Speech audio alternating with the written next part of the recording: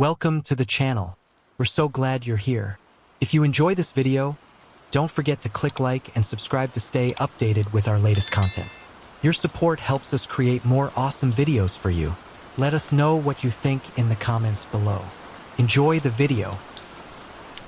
The Unseen Watcher, a night of suburban terror. This story, this fragment of my past, is something I've tried to compartmentalize, to relegate to the dusty archives of forgotten memories. It's a memory shrouded in fear, in uncertainty, in the chilling realization that sometimes the most terrifying threats are the ones we can't see, the ones that lurk just beyond the periphery of our awareness. It happened when I was around 8 years old, a time when the world still held a certain innocence, a time before the harsh realities of adulthood had fully intruded upon my consciousness. My mother and I were living in a small two-room apartment in El Paso, Texas. It was a modest dwelling, but it was our home, a sanctuary from the sprawling, often overwhelming city that surrounded us. My mother, a single parent, worked tirelessly to provide for us, often taking on graveyard shifts at a local truck stop to make ends meet. She trusted me, perhaps more than she should have, to take care of myself during those long, lonely nights. She would leave me with a set of instructions, simple rules designed to ensure my safety and well-being. Do your dishes, go to bed at a reasonable hour, and, most importantly, don't open the door for strangers. This particular night, like many others, began with a sense of quiet solitude. My mother, after planting a gentle kiss on my forehead, had departed for her shift, leaving me alone in the dimly lit apartment. I had been engrossed in an episode of SpongeBob SquarePants, the animated antics of the underwater characters providing a welcome distraction from the silence of the empty apartment. It was late, far past my usual bedtime, a small act of rebellion against the rules, a fleeting taste of the freedom that came with being unsupervised. I hadn't done my dishes. I hadn't followed my mother's instructions. I was, in essence, a typical 8-year-old, testing the boundaries, indulging in the small pleasures of disobedience. I decided, finally, to heed my mother's advice, at least partially. I turned off the television, the flickering images fading to black, and headed towards my bedroom, the promise of sleep beckoning. I remember distinctly reaching for a book, Alice in Wonderland, a classic tale of fantasy and adventure that I often used as an escape from the mundane realities of my life. I read for a while, losing myself in the whimsical world of talking animals and mad tea parties, until eventually exhaustion overcame me and I drifted off to sleep. The awakening was abrupt, disorienting. I found myself lying in bed, my eyes wide open, my mind struggling to make sense of my surroundings. My book lay on the floor, its pages splayed open, a testament to my sudden, unexpected return to consciousness. My nightlight, a small, comforting beacon in the darkness, cast a soft, yellow glow across the room. I was confused. What had woken me? Had I heard a noise? Had I had a bad dream? Couldn't recall. I decided, with a surge of youthful bravery, to investigate. I got out of bed, my bare feet padding softly against the carpeted floor, and began to explore the apartment. I checked the living room, the kitchen, the small bathroom, searching for any sign of disturbance, any indication of what might have disrupted my slumber. And then, I noticed it. The front door was unlocked. It was a small detail, easily overlooked, but it sent a jolt of unease through me. I had a vague recollection of locking it earlier, of ensuring that the deadbolt was securely in place. Had I forgotten? Had I imagined locking it? I approached the door, my heart beating faster, my senses on high alert.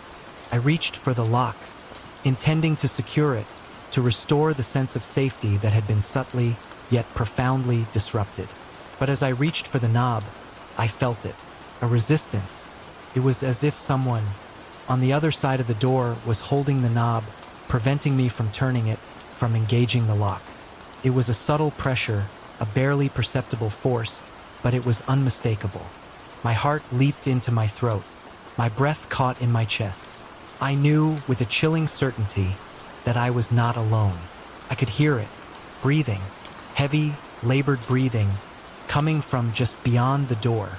It was not my own. It was the breathing of someone else, someone unseen, someone lurking in the shadows of the night. Panic seized me. I pushed against the door, using all my strength, trying to force it closed, to lock it, to shut out the unseen presence that threatened to intrude upon my sanctuary. But the resistance remained, a silent, unwavering force that held the door firmly in place. And then I heard it, laughter, a low, guttural chuckle, emanating from the other side of the door. It was a sound that sent shivers down my spine, a sound that spoke of malice, of mockery, of a darkness that I could scarcely comprehend. The laughter, at first a quiet rumble, grew louder, more insistent, punctuated by words, unintelligible at first, then gradually coalescing into a menacing, incomprehensible murmur. I couldn't make out the exact words, but the tone was unmistakable. Sharp, angry, threatening. I was terrified. My body trembled. Tears welled up in my eyes, and a scream, a desperate, primal cry for help, built in my throat. I wanted to call out, to alert my neighbors, to summon help, but the fear, the sheer, overwhelming terror paralyzed me. "I'm calling the cops." I managed to stammer out, my voice choked with emotion, my words barely audible above the pounding of my heart. The laughter continued, undeterred by my desperate threat, but the resistance against the door ceased. I seized the opportunity, quickly turning the lock, securing the deadbolt, and stepping back, my body trembling, my eyes fixed on the door, expecting it to burst open at any moment. I ran to my room, my bare feet slapping against the carpet, and slammed the door shut, locking it behind me. I grabbed my phone, a small, clunky device that seemed woefully inadequate in the face of this unfolding nightmare, and dialed my mother's number. Through tears, through sobs, through gasps for air, I recounted the events of the past few minutes, my words tumbling over each other in a frantic rush. My mother, her voice calm and reassuring, tried to soothe me, to offer words of comfort, to promise that she was on her way.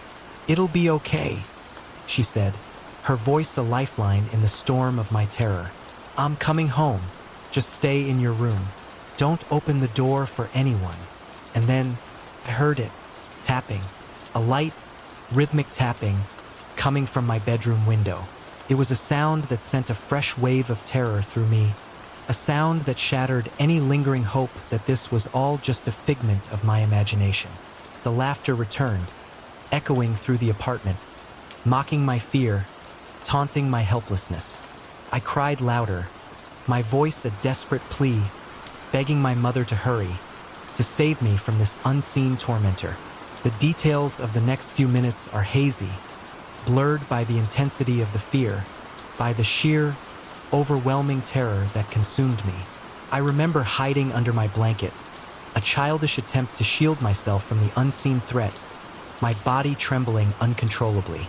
I don't remember when the tapping stopped. I don't remember when the laughter faded. I only remember the overwhelming relief, the profound sense of gratitude, when my mother finally burst through the door, her face etched with concern, her arms reaching out to embrace me. We called the police, of course. They arrived, surveyed the scene, questioned me, searched the apartment and the surrounding area, but they found nothing. No sign of forced entry, no evidence of an intruder, no explanation for the unsettling events that had transpired. They suggested it might have been a prank, a cruel joke played by some neighborhood kids. But I knew with a certainty that defied logic that it was something more, something darker. We moved, shortly after that night, relocating to a second-story apartment, a place where the windows were further from the ground, a place where I felt at least marginally safer. But the memory of that night, of the unseen watcher, of the laughter, of the tapping, lingered, a constant reminder of the vulnerability of our existence, of the darkness that can lurk just beyond the periphery of our awareness. It was a night that shattered my innocence, a night that forced me to confront the reality that the world was not always a safe, predictable place, that sometimes the most terrifying threats are the ones we can't see, the ones that whisper in the shadows, waiting to pounce. The babysitter's terror, an echo of unseen laughter. This story, this chilling recollection, is one I've revisited countless times in my mind, turning it over and over, examining it from every angle, searching for a rational explanation, a logical loophole that might dispel the lingering unease it evokes. It's a story about shared fear, about the blurring of reality and imagination, and about a sound, a specific, unsettling sound that would haunt my childhood and, for a time, the childhood of a friend. I was 6 or 7 years old, a small, impressionable child, still navigating the complexities of the world, still clinging to the vestiges of innocence that would soon be shattered by the harsh realities of life. My father, a man whose presence in my life was often defined by his absence, had arranged for a babysitter to look after me. This was a common occurrence, a consequence of my parents' fractured relationship, a situation that often left me feeling isolated and vulnerable. The babysitter, a 16-year-old neighbor named Sarah, was a familiar figure, a girl I looked up to, a teenager who seemed to embody the cool, carefree spirit of adolescence. We were in my father's trailer, a modest dwelling that served as our temporary home, a place that held both familiar comforts and a lingering sense of unease. The evening began uneventfully. We settled in the living room, a space dominated by a large, sectional sofa and a television set that flickered with the predictable images of cable programming. A bar, a raised counter, separated the living room from the kitchen, partially obscuring the view of the latter. Sarah, occupying one end of the sofa, was engrossed in a magazine, her attention seemingly focused on the glossy pages. Nestled on the floor near the television, was content to play with my toys, my imagination transforming the mundane surroundings into a world of adventure and fantasy. The dog, a small, fluffy creature whose name escapes me now, was asleep between us on the floor, a silent, comforting presence in the otherwise empty trailer. It was a bright, moonlit night, the celestial glow filtering through the windows, casting long, distorted shadows across the room. It was the kind of light that made everything seem slightly off, slightly unreal. I awoke abruptly, jolted from a dreamless sleep by a surge of adrenaline, my heart pounding in my chest. I had no idea what had awakened me, what had triggered this sudden, visceral response. I sat up, my eyes scanning the dimly lit room, searching for any sign of disturbance, any indication of what had disrupted my slumber. It was around 2 a.m., I estimated, judging by the quality of the light, the stillness of the night.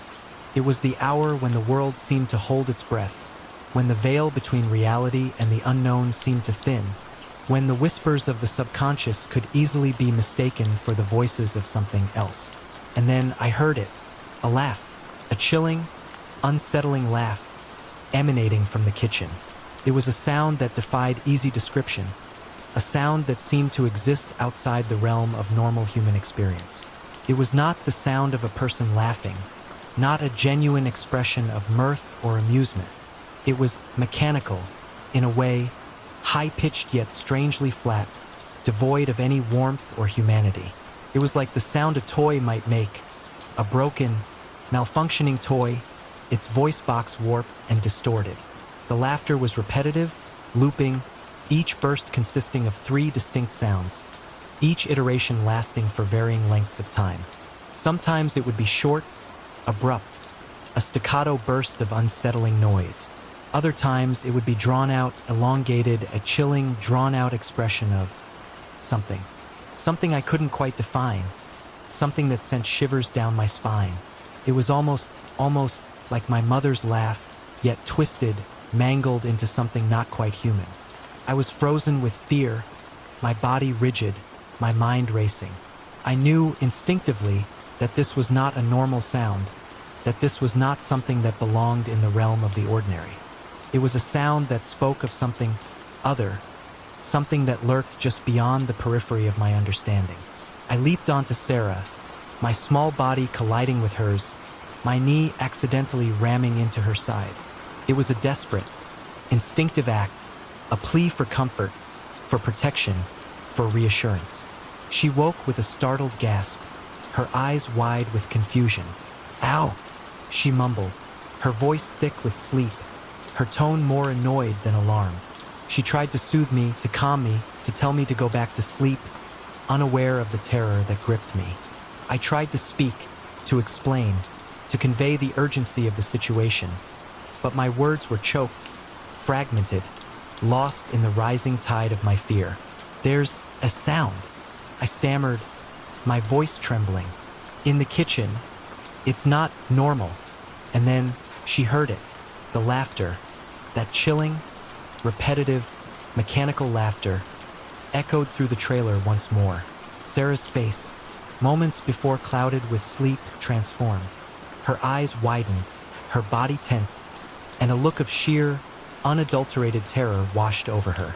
The confusion, the annoyance vanished, replaced by a primal fear that mirrored my own. "Do you hear that?" I whispered, my voice barely audible above the pounding of my heart.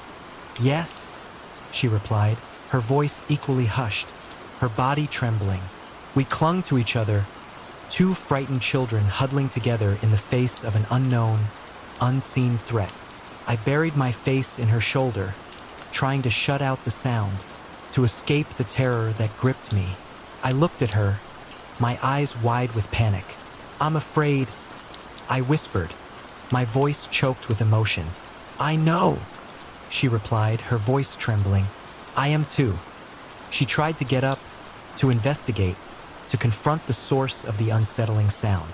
She told me she was going to check outside, to see if perhaps some friends were playing a prank, trying to scare us. But I clung to her, my small hands gripping her arm with a desperate strength, begging her not to leave me, not to abandon me to the unseen horror that lurked in the kitchen. She relented, her own fear seemingly overriding her initial impulse to act. She told me to stay put, to remain on the couch, while she cautiously made her way to the front door. The laughter continued, its repetitive, mechanical cadence a constant reminder of the unseen presence that haunted the trailer. Sarah peered through the peephole, scanned the surrounding area, but saw nothing. She ventured outside, circling the trailer, her eyes darting nervously, searching for any sign of an intruder, any explanation for the chilling sound. I, meanwhile, remained on the couch, my body shaking uncontrollably, my skin covered in goosebumps, my mind racing with 1,000 terrifying possibilities. I glanced at the dog, our supposed protector, and saw that he, too, was terrified. He was wide-eyed, his body trembling, his gaze fixed on the kitchen, his ears perked, his posture a clear indication of his alarm. He, like us, sensed the presence of something unnatural. Sarah returned, her face pale, her eyes wide with fear. She had seen nothing, found nothing. There was no one outside, no sign of any disturbance, no explanation for the chilling laughter that continued to echo through the trailer. The laughter persisted, its intervals gradually decreasing, until finally, it ceased altogether. The silence that followed was almost as unsettling as the sound itself, a void filled with unspoken fear, with the lingering presence of something unseen, something unknown. We huddled together on the couch, clinging to each other for comfort, avoiding the kitchen, avoiding the darkness, until eventually exhaustion overcame us and we drifted off into a fitful, uneasy sleep. The next day, my father was informed of the events of the previous night. He searched the trailer, meticulously examining every room, every closet, every nook and cranny, searching for any sign of a toy, a device, anything that might explain the source of the mechanical laughter. But he found nothing. There was no explanation. No logical. Rational reason for what we had heard, for what we had experienced. The dog, a creature of instinct, had sensed it too, had shared our fear, had cowered in terror alongside us. Sarah, understandably shaken by the experience, never babysat for me again. The memory of that night, of the unseen laughter, of the shared terror, was too much for her to bear, and I was left with a lingering sense of unease, a fear of the unknown, a fear of the darkness that lurked just beyond the periphery of my awareness. It was a fear that would stay with me, a constant reminder of that night in my father's trailer, when the veil between reality and the inexplicable seemed to thin, revealing a glimpse of something truly terrifying. The experience, inexplicable and unsettling, left a mark, a haunting reminder of the unseen forces that might, or might not, exist in the world around us. It raised questions that I could not answer, questions that defied logic, questions that tapped into the deepest, most primal fears of childhood. And it left me with a chilling certainty that sometimes the most terrifying things are the ones we cannot see, the ones we cannot explain, the ones that whisper in the shadows, just beyond the reach of our understanding. The lingering echo, a second encounter with the unexplained. This story, this second chapter in my personal encounter with the inexplicable, is inextricably linked to the previous one. It's a continuation of the same unsettling theme, a reinforcement of the chilling realization that sometimes the most terrifying things are the ones that defy logic, that resist rational explanation, that linger in the shadows of our minds, refusing to be dismissed as mere coincidence or imagination. As I mentioned before, I was around 6 or 7 years old at the time, a child still grappling with the complexities of the world, still clinging to the vestiges of innocence that would soon be irrevocably shattered by the harsh realities of life. I was being babysat, not by Sarah this time, but by the mother of my childhood friend, a boy named, for the sake of anonymity, let's call him Caleb. Caleb and I were inseparable, two peas in a pod, sharing a bond of friendship that transcended the usual childhood squabbles and rivalries. We spent countless hours together, exploring the neighborhood, building forts in the woods, and engaging in the imaginative games that define the landscape of childhood. This particular babysitting arrangement was not unusual. My father, often absent due to his work and strained relationship with my mother, frequently relied on Caleb's mother to look after me. It was a situation born of necessity, a consequence of the fractured family dynamics that shaped my early years. The evening began like any other.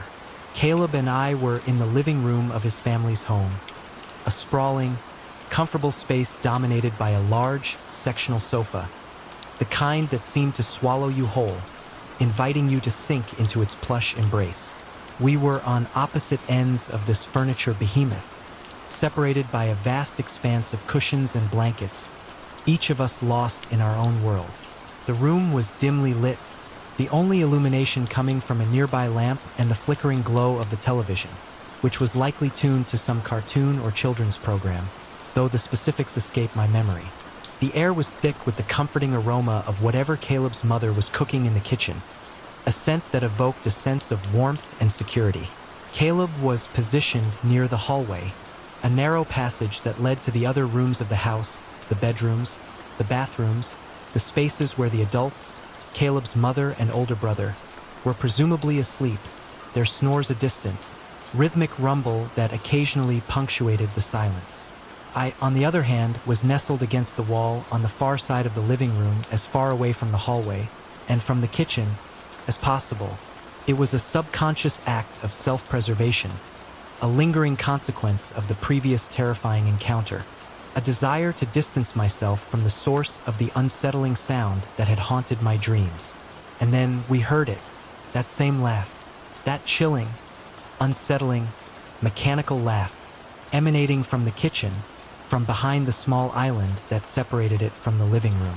It was a sound that instantly transported me back to that night in my father's trailer, a sound that triggered a visceral, overwhelming sense of fear. It was the same repetitive, looping cadence, the same high-pitched yet strangely flat tone, the same unsettling quality that defied easy description. It was the sound of something broken, something not quite human, something that belonged to a realm beyond my comprehension. Caleb and I, our eyes wide with terror, stared at each other across the vast expanse of the sofa. The stuffed animals we clutched in our hands, symbols of childhood comfort and security, suddenly seemed woefully inadequate, offering no protection against the unseen threat that lurked just beyond our view. We were both cocooned in blankets, swaddled in layers of fabric, as if attempting to create a physical barrier between ourselves and the source of the unsettling sound. Our heads were exposed, our eyes darting nervously, scanning the room, searching for any sign of movement, any indication of what was producing that chilling laughter. That's the sound I heard. I whispered, my voice trembling, my words barely audible above the pounding of my heart. Caleb nodded, his face pale, his eyes wide with a mixture of fear and disbelief. He too recognized the sound, understood the significance of its reappearance. We were both, in that moment, united by a shared terror, a shared understanding that something profoundly unsettling was happening. We whispered to each other, our voices hushed, our words fragmented, a desperate attempt to make sense of the situation, to find some rational explanation for what we were experiencing.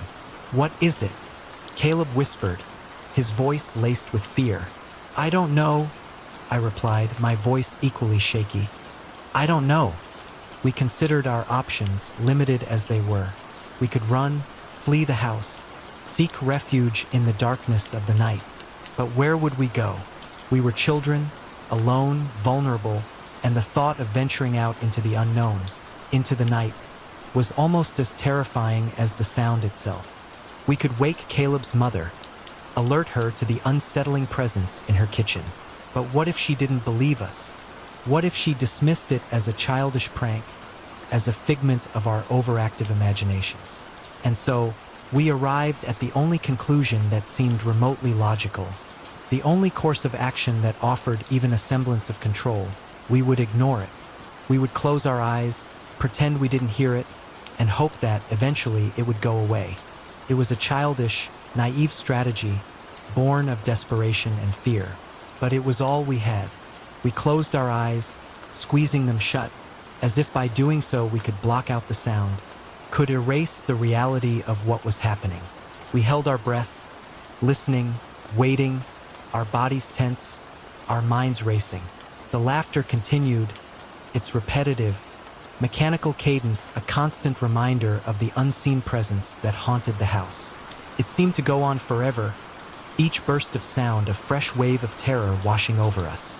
Eventually, I drifted off to sleep. I don't know how, I don't know why, but exhaustion, that relentless force that can overcome even the most intense fear, finally claimed me. I awoke, hours later, to a scene that would forever be etched in my memory, a scene that would fuel my nightmares for years to come. I was lying on the floor, my body contorted into an unnatural position, my back arched, my head thrown back, my limbs twisted and rigid. I was dizzy, disoriented, my vision blurred. I was covered in vomit, the acrid smell stinging my nostrils, the sticky residue clinging to my skin. I had no memory of what had happened, no recollection of how I had ended up on the floor, of how I had vomited, of anything that had transpired between the moment I closed my eyes and the moment I awoke. I tried to move, to sit up, but my body refused to cooperate. My muscles were stiff, aching, as if I had been subjected to some intense physical exertion.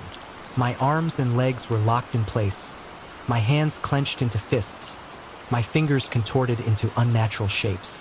It was as if I had suffered a seizure, a stroke, some catastrophic neurological event that had left me paralyzed and disoriented. I managed, with considerable effort, to untangle myself, to regain some semblance of control over my body.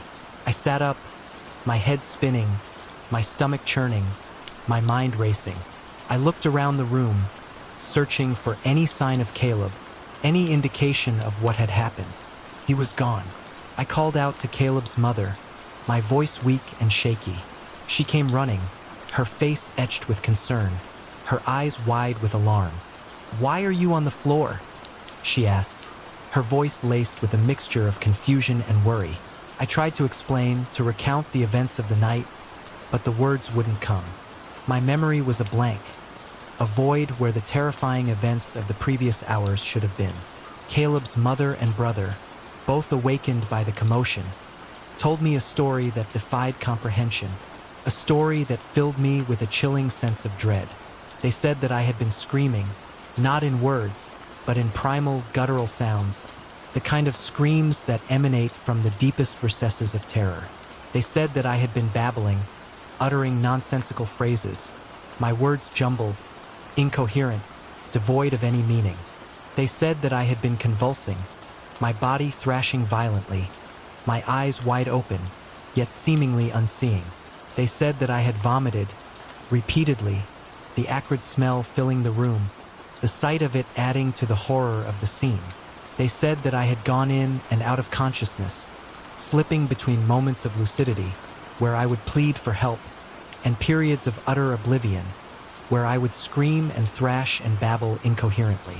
Caleb, they said, had been terrified.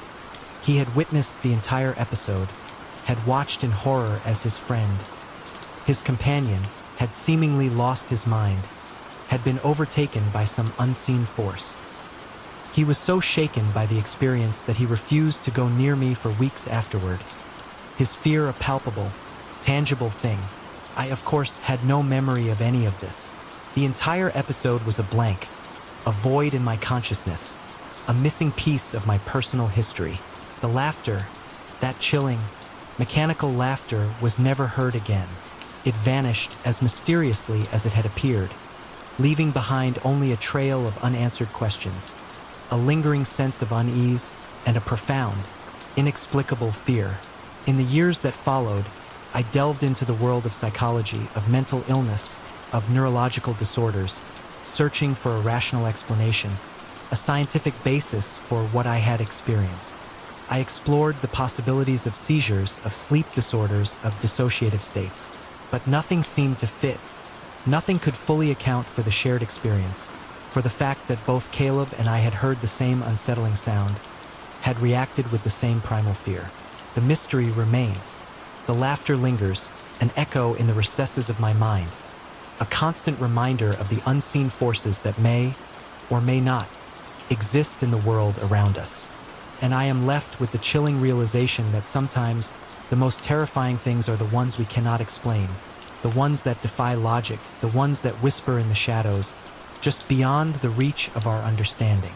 Two separate people cannot simultaneously experience the exact same auditory or visual hallucination together. It remains a fact that is completely unexplainable. The melodies of Blackwood Manor. Clara Bellwether was a piano tuner, renowned for her meticulous ear and her ability to coax music from even the most neglected instruments. She'd traveled the world, restoring grand pianos in concert halls, uprights in dusty parlors, and everything in between. She prided herself on her professionalism, her ability to diagnose and fix any mechanical problem. But Blackwood Manor presented a challenge unlike any she had encountered before. The manor sat perched on a windswept cliff overlooking the turbulent sea. It was a sprawling, Gothic structure, its stone walls weathered by centuries of storms, its windows like dark, watchful eyes. The locals whispered stories about the place, tales of a tragic past, of a family consumed by madness, of a piano that played itself in the dead of night. Clara, a woman of logic and reason, dismissed these stories as folklore. She'd been contacted by a solicitor representing the current owner, a reclusive descendant of the original Blackwood family. The owner wanted to sell the manor, but the piano, a magnificent Steinway grand, was reportedly unplayable. Clara's task was to assess the instrument and, if possible, restore it to working order. She arrived at Blackwood Manor on a blustery afternoon. The wind howled through the gnarled trees surrounding the property, and the waves crashed against the rocks below with a deafening roar. She parked her van, a sturdy vehicle filled with her tools and equipment, and approached the imposing front door. The door creaked open as she reached for the heavy iron knocker, revealing a cavernous entrance hall. The air inside was cold and damp, carrying the scent of dust and decay. A tall, thin man with a pale complexion and haunted eyes greeted her. He introduced himself as Mr. Grimshaw, the caretaker. "Miss Bellwether," he said, his voice a low, raspy whisper. "We've been expecting you." He led her through a maze of dimly lit corridors, their footsteps echoing on the stone floors. The walls were lined with portraits of stern-faced men and women, their eyes seeming to follow Clara as she passed. The silence was oppressive, broken only by the creaking of the old house and the distant roar of the sea. They reached a large, high-ceilinged room at the end of a long hallway. The windows, tall and arched, offered a breathtaking view of the stormy ocean. In the center of the room, covered in a thick, dust-laden sheet, stood the Steinway. Clara felt a shiver run down her spine. It wasn't just the cold, or the silence, or the eerie atmosphere of the manor. It was something else, something indefinable, a sense of unease that settled over her like a shroud. Mr. Grimshaw pulled the sheet off the piano, revealing the instrument in all its faded glory. The wood was dark and polished, but it was covered in a layer of dust and grime. The ivory keys were yellowed with age, and a few were chipped or cracked. Clara approached the piano cautiously. She ran her fingers along the keys, feeling the smooth, cool ivory. She pressed a few keys, expecting to hear a muted, out-of-tune sound, but there was nothing. Silence. She pressed harder, playing a chord. Still nothing. She frowned. This was unusual. Even a badly neglected piano should produce some sound. She opened the lid, revealing the intricate mechanism of hammers and strings. Everything looked normal. The strings were intact, the hammers were in place, the dampers were functioning. She pressed a key again, watching the hammer strike the string. It should have vibrated, should have produced a tone. But it didn't. It was as if the piano were absorbing the sound, swallowing it whole.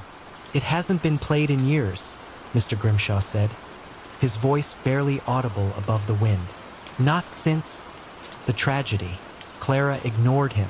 She was focused on the piano, on the impossible silence. She pulled out her tuning tools, her mind racing, trying to find a logical explanation.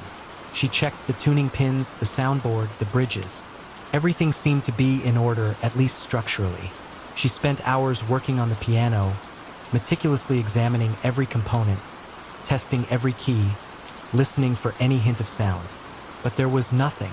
The piano remained stubbornly, unnaturally silent. She tried everything she could think of. She adjusted the tension of the strings, she cleaned the hammers, she checked for any obstructions.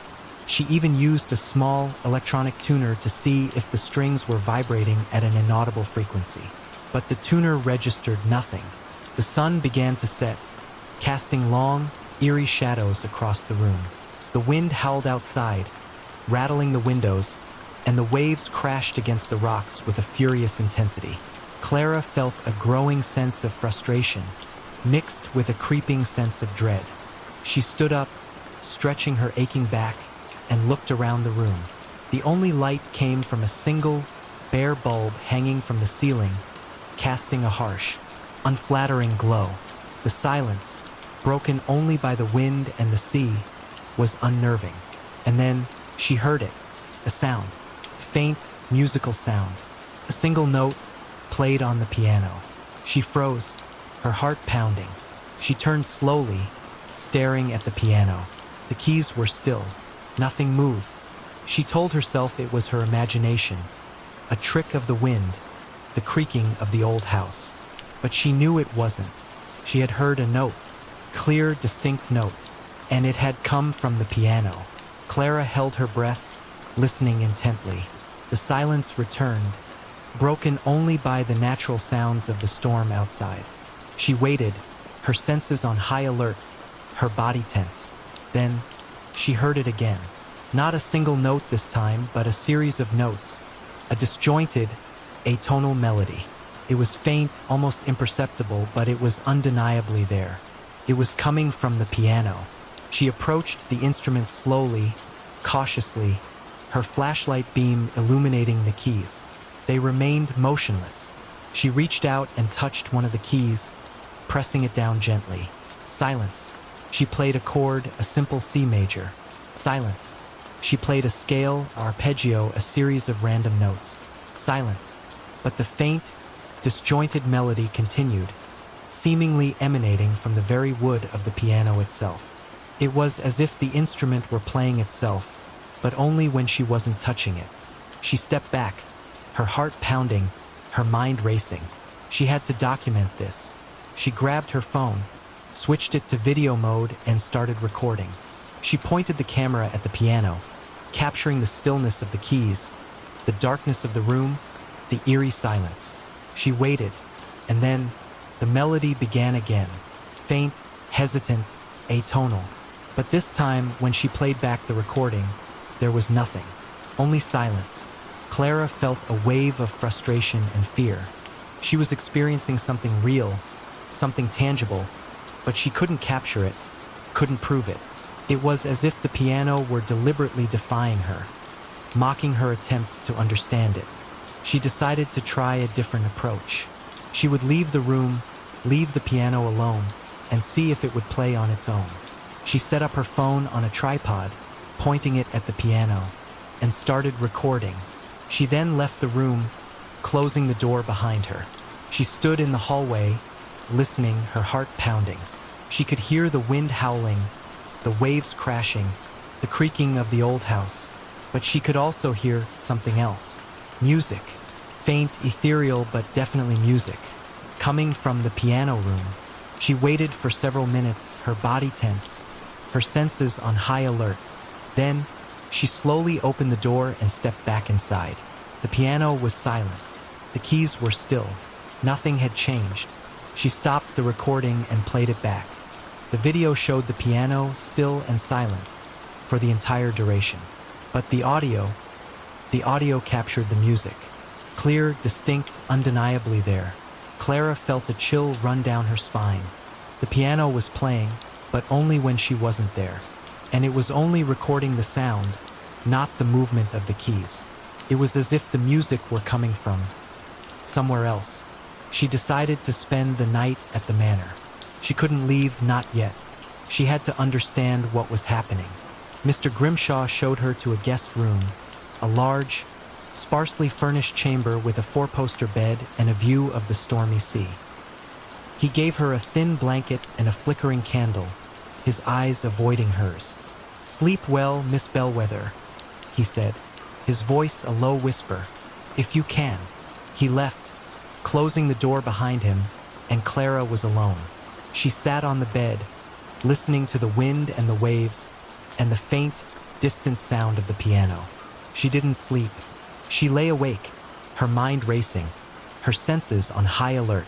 She kept expecting to hear the music again, to feel the presence of something unseen in the room. As dawn approached, she heard it. A single, sustained note played on the piano. It echoed through the silent manor, a mournful, haunting sound. She got out of bed, her body stiff and aching. She walked to the window and looked out at the stormy sea. The sky was gray, the waves were wild, the wind was relentless. She knew she couldn't stay at Blackwood Manor any longer. She had to leave, to escape the oppressive atmosphere, the unsettling silence, the impossible music. She packed her tools, gathered her belongings, and went downstairs. She found Mr. Grimshaw in the kitchen, drinking a cup of tea. "I'm leaving," she said, her voice firm. "I can't fix the piano. There's something wrong with it. Something I can't explain." Mr. Grimshaw nodded slowly, his eyes fixed on his tea. "I understand," he said. "Many have tried. None have succeeded." Clara left Blackwood Manor, the sound of the waves crashing against the rocks filling her ears. She drove away, not looking back, the image of the silent piano, the haunting melody, forever etched in her memory. She never returned. She never tuned another piano. The melodies of Blackwood Manor had silenced her own music, forever. The experience had changed her, had shaken her belief in the tangible, in the logical, in the explicable. She had encountered something beyond her understanding, something that defied all reason and science. And she knew, with a chilling certainty, that the piano in Blackwood Manor would continue to play its silent, haunting melodies long after she was gone. It was a song from a place she couldn't reach, the Beckoning Cove. Isabel Thorne, a marine biologist with a passion for the unexplored corners of the coastline, had sought refuge in the small, seaside village of Port Blossom. She'd rented a quaint cottage, a weathered structure perched on a bluff overlooking the ocean, seeking solace and a break from the pressures of her research. She craved the quiet solitude, the rhythmic crash of waves, the salty tang of the sea air. Port Blossom was a picturesque village with narrow, winding streets, colorful houses, and a friendly, if somewhat reserved, population. But there was one place the locals avoided: a small, secluded cove hidden behind a jagged outcrop of rocks, known as Whisperwind Cove. They told stories about it, tales whispered in hushed tones in the local pub, of strange lights, unsettling sounds, and a persistent feeling of unease that clung to the place like sea mist. They warned Isabel to stay away, especially after dark. But Isabel was not one to be deterred by local superstitions. She was a scientist, a woman of reason and observation. She was intrigued by the stories, by the challenge of uncovering the truth behind the folklore. She visited Whisperwind Cove during the day, at low tide. It was a small, crescent-shaped beach, the sand a dark, almost black color, contrasting sharply with the lighter sand of the surrounding beaches. The rocks that framed the cove were tall and imposing, casting long shadows across the sand. The air felt different. In the cove, it was colder, heavier, and carried a faint, almost metallic scent that she couldn't quite place. She walked along the shoreline, examining the rocks, the tide pools, the marine life. She found nothing out of the ordinary, nothing that could explain the local legends. But as she was about to leave, she noticed something. Footprints, in the wet sand, near the water's edge. They were large, much larger than human footprints, and deeply impressed in the sand, as if something heavy had walked there. She crouched down, examining them closely. They were vaguely humanoid in shape, with a distinct heel and 5 rounded toes. But they were too wide, too deep, too unnatural. She felt a prickle of unease. She took out her phone and photographed the footprints, her hand trembling slightly. She looked around, scanning the cove, the rocks, the surrounding cliffs. She was alone. She decided to return that night at low tide under the cover of darkness. She wanted to see if the footprints would reappear. She wanted to understand what was happening in Whisperwind Cove. She returned to her cottage, her mind buzzing with questions. She tried to focus on her work, on analyzing data, on writing reports, but the image of the footprints, the unsettling feeling of the cove, kept intruding. As darkness fell, she prepared for her return to Whisperwind Cove. She put on warm clothes, sturdy boots, and a headlamp. She grabbed her phone, a small digital recorder, and a notebook. She felt a mixture of excitement and apprehension, a sense of venturing into the unknown. She walked to the cove under the cloak of a starless night. The wind was cold, carrying the scent of salt and something else, something indefinably strange. The sound of the waves crashing against the rocks was amplified in the darkness, a constant, rhythmic roar. She reached the cove, her headlamp cutting a swathe through the darkness. The tide was out, revealing a wide expanse of wet, black sand. She scanned the area, her heart pounding. And then, she saw them, the footprints, in the same location as before, near the water's edge. But they weren't just there. They were appearing. She watched, mesmerized and terrified, as the sand slowly, inexorably, depressed under an invisible weight, forming the distinct shape of a large humanoid footprint. Then another and another and another. They were forming a circle, a ring of footprints around a central point. She felt a cold dread grip her. She wanted to run, to escape, but she couldn't. She was frozen in place, her eyes fixed on the unfolding spectacle. She heard a sound, a low, guttural breathing coming from everywhere.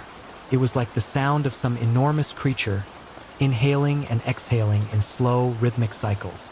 She turned her head, searching for the source of the sound, but she saw nothing.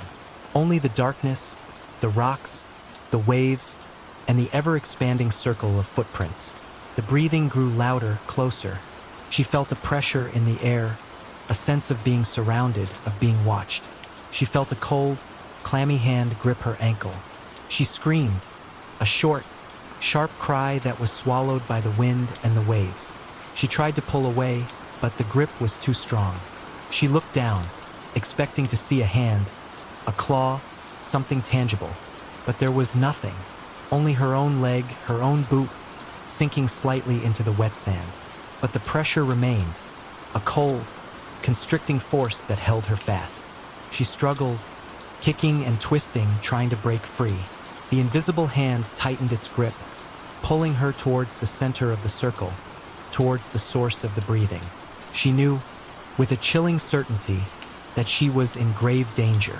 She was facing something unknown, something unseen, something that defied all logic and reason. And she was utterly alone. Isabel thrashed, panic surging through her veins. The invisible grip on her ankle was relentless, dragging her slowly but surely towards the center of the circle of footprints. She could feel the cold, wet sand against her skin, the gritty texture scraping against her boot. She tried to scream again, but the sound died in her throat, choked by fear. She looked around wildly, searching for something, anything that could help her. But there was nothing, only the darkness, the rocks, the waves, and the ever-present, guttural breathing that seemed to surround her. She remembered the digital recorder in her pocket. She fumbled for it, her fingers clumsy and numb with cold. She managed to switch it on, hoping to capture some evidence of what was happening, some proof of the unseen force that was holding her captive. She held the recorder out in front of her, pointing it in the direction of the breathing, of the footprints of the unseen presence. She could hear her own ragged breathing, the pounding of her heart, the sound of the waves crashing against the rocks. And then she heard something else, a voice, faint, distorted, but undeniably a voice. It was coming from the recorder. "Leave," the voice whispered, a chilling, sibilant sound that seemed to penetrate her very bones. "Leave this place." Isabel froze, her blood turning to ice. The voice was familiar, sounded like her own voice, but twisted, distorted, filled with a cold, alien malice. She tried to speak, to ask who was there, what was happening, but her voice wouldn't work. She could only gasp, her lungs burning, her chest tight with fear. The invisible grip on her ankle tightened, pulling her closer to the center of the circle. She could feel the sand shifting beneath her feet, as if something were moving, something large and heavy, just beneath the surface. She struggled again, kicking and thrashing, but it was no use. She was losing her balance, falling, being dragged down into the cold, wet sand. She saw, for a fleeting moment, a shape in the darkness, a large, amorphous form, rising from the sand, towering over her. It had no discernible features, no eyes, no mouth, just a dark, indistinct mass that seemed to absorb the light. And then, everything went black. She woke up on the beach, the cold, gray light of dawn illuminating the cove. She was lying on her back, her clothes soaked and covered in sand, her body aching and bruised. The footprints were gone. The tide had come in, washing away all traces of the night's terror. The cove looked peaceful, almost serene.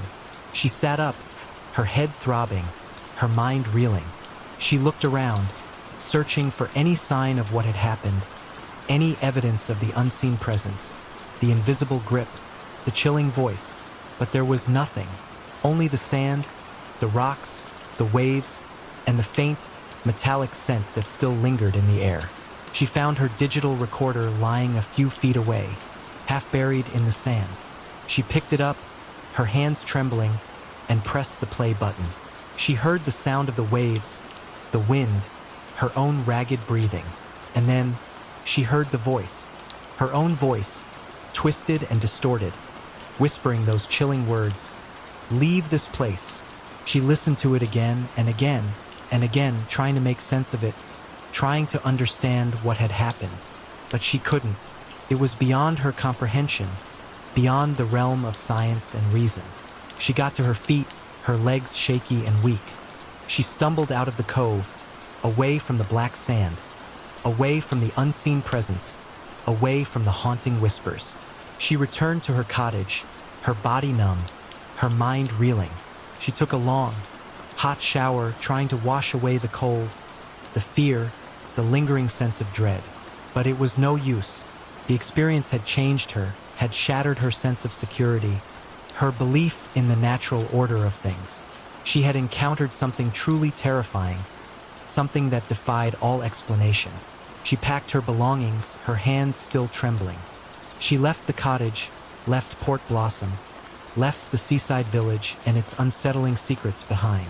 She drove away, not looking back, the image of the cove, the footprints, the unseen presence, forever burned into her memory. She knew she would never forget that night, the night she had encountered something beyond human understanding, something that lurked in the darkness, in the whispers of the wind, in the depths of the sea, and in the chilling echo of her own voice. The cove remained, waiting. The yacht of nightmares, a descent into oceanic terror. This story, this harrowing account of survival against all odds, is one I rarely share. The memories are too vivid, the emotions too raw, the experience too profoundly unsettling to be recounted lightly. It's a tale of a dream vacation turned nightmare, a descent into primal fear, and a confrontation with the vast, unforgiving power of the ocean. It's a story that, even now, years later, can trigger a cold sweat, a racing heart, and a deep-seated aversion to anything that floats. It began with a stroke of incredible luck, a seemingly impossible victory in a local raffle. The prize? A 2-day yacht tour, a luxurious escape from the mundane realities of everyday life, a chance to experience the opulence and tranquility of the open sea. Olivia had never won anything of significance in my life. My existence was defined by a certain ordinariness, a lack of extraordinary events or remarkable achievements.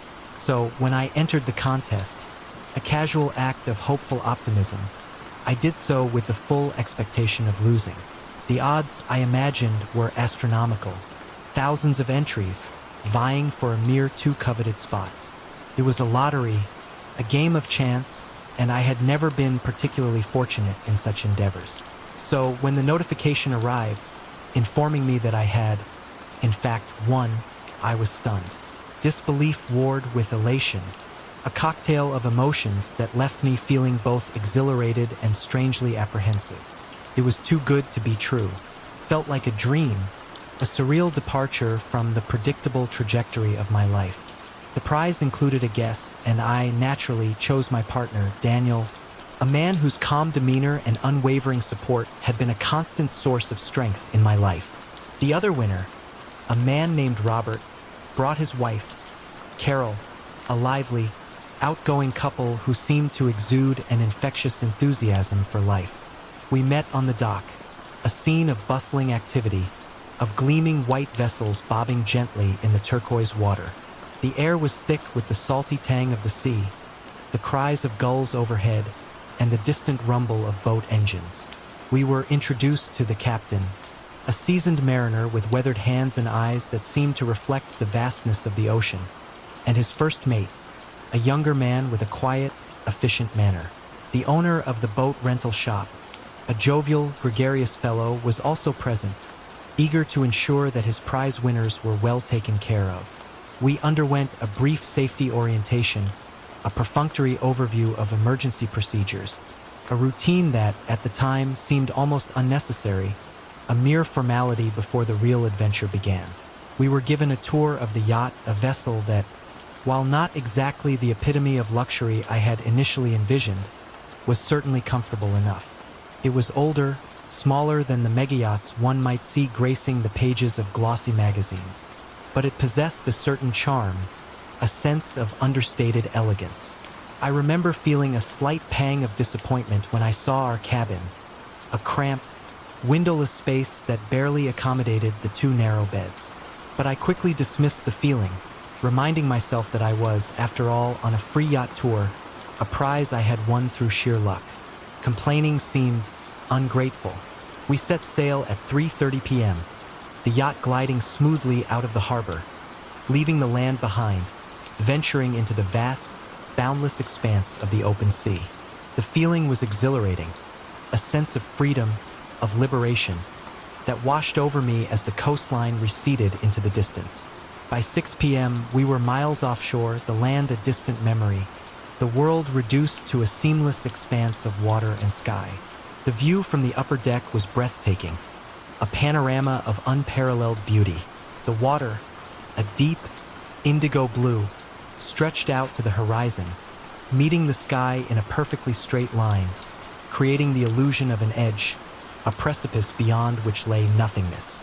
A lone cargo ship, a distant speck on the horizon, was the only other sign of human presence, a reminder of the vastness, the isolation of our surroundings.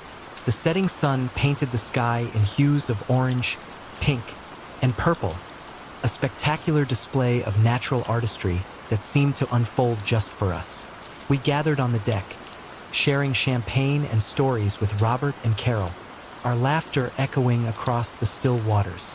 We marveled at our good fortune, at the sheer improbability of our presence in this idyllic setting. Felt like a dream, a surreal escape from the mundane realities of our lives. Dinner was served, a delicious meal prepared by the captain, enjoyed under the stars, the gentle rocking of the yacht adding to the sense of tranquility. Conversation flowed easily, fueled by alcohol and the shared excitement of our adventure. We felt like royalty, pampered guests on a private vessel, sailing towards an unknown horizon. Around 9 p.m., Daniel and I retreated to our cabin, eager to get a good night's sleep.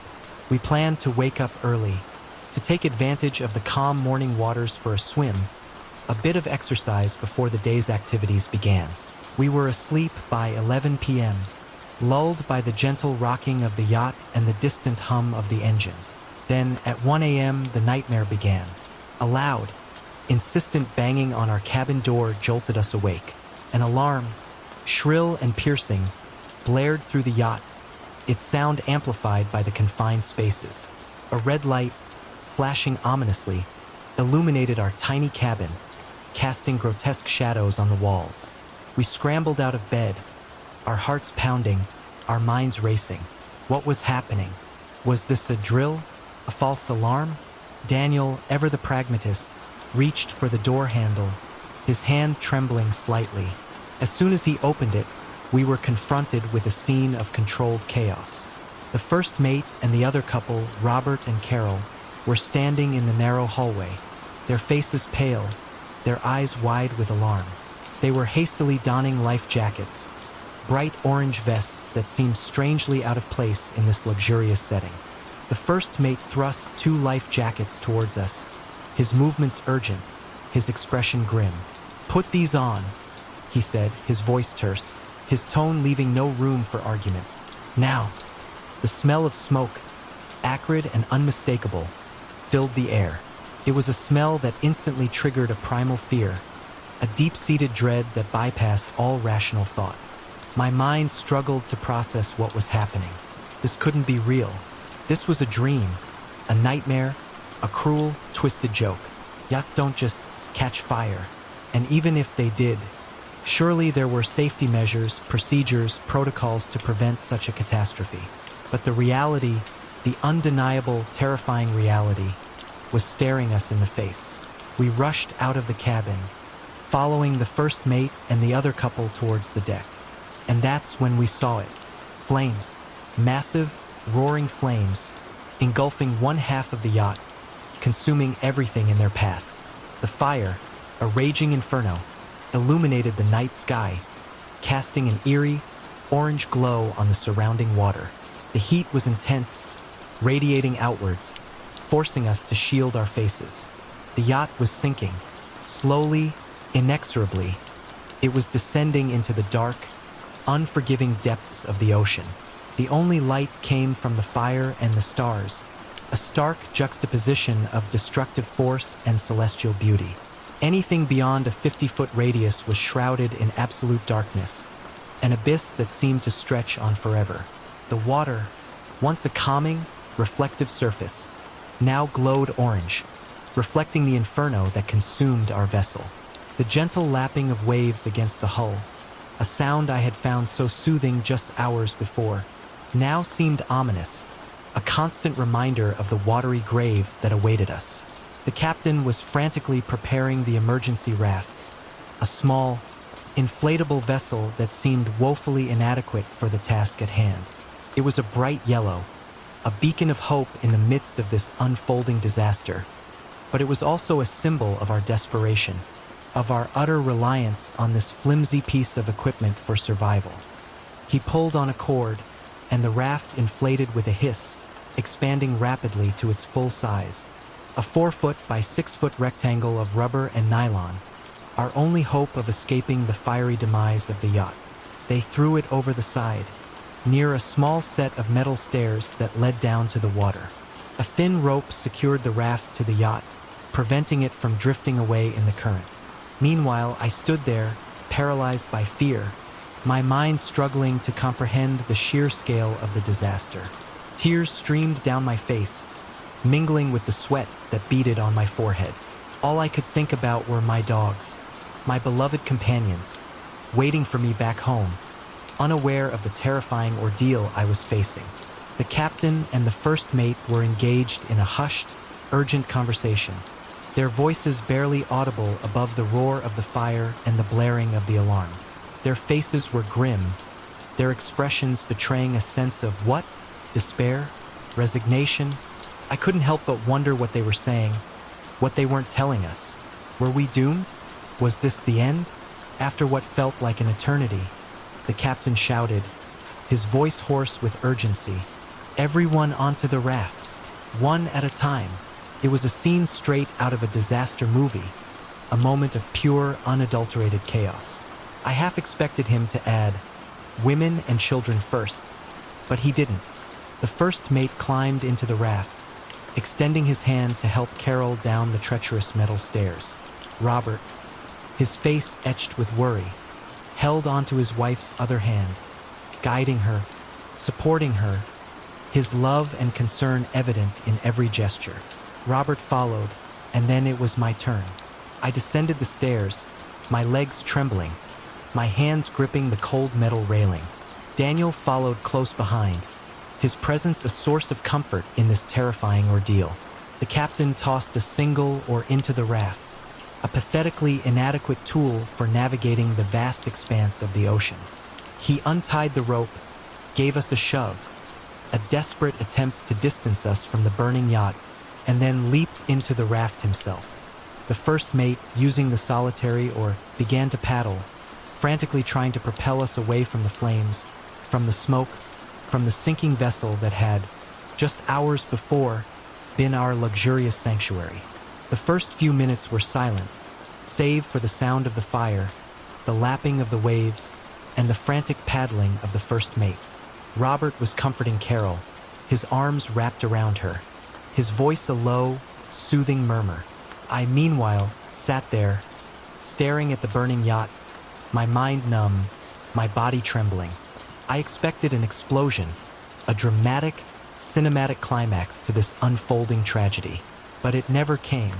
The yacht just burned, slowly, relentlessly, the flames gradually diminishing as the relentless, unforgiving water, claimed its prize.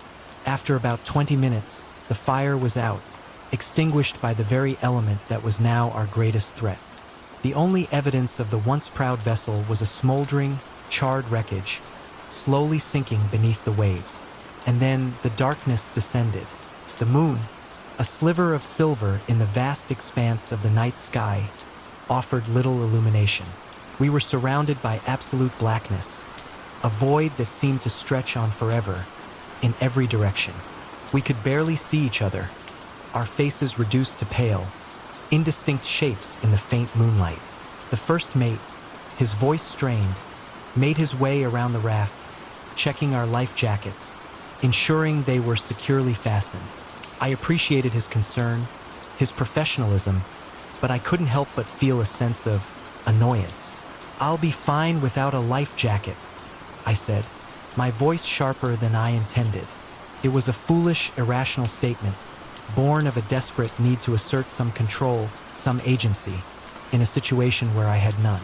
The captain, meanwhile, was rummaging through a small compartment built into the side of the raft. He pulled out a piece of material, a spare patch of rubber, and a bright orange flare gun. It was a moment of hope, a glimmer of possibility in the midst of this overwhelming despair. He maneuvered to the edge of the raft, lifted up the side, and that's when we heard it. A gurgling sound, the sound of air escaping, of water intruding, of our flimsy sanctuary being compromised. There was a hole, a tear, a breach in the very fabric of our survival. The captain, his face etched with frustration and despair, tried to pull the side of the raft up to stem the flow of water to buy us some time. But it was a futile effort. The weight of his body, the lack of leverage, the relentless pressure of the ocean, it was all working against him. The first mate joined him, attempting to assist, but their combined efforts were in vain. The tear was too large, the damage too extensive. They tried to patch it using the spare piece of rubber and a clear adhesive seal. But the wet, slippery surface of the raft, the constant motion of the waves, made it impossible to create a secure bond. The patch wouldn't hold. After a few minutes of desperate, frantic effort, they gave up. The reality of our situation, the sheer, unadulterated horror of it began to sink in. We were stranded, miles from shore, in the middle of the ocean, in a sinking life raft, with a single oar, and a flare gun that had, so far, failed to attract any attention.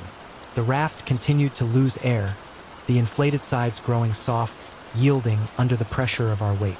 The water, cold and unforgiving, began to seep in, soaking our clothes, chilling us to the bone. We were about to be submerged, cast adrift in the vast, unforgiving expanse of the ocean, at the mercy of the currents, the waves, and the creatures that lurked beneath the surface.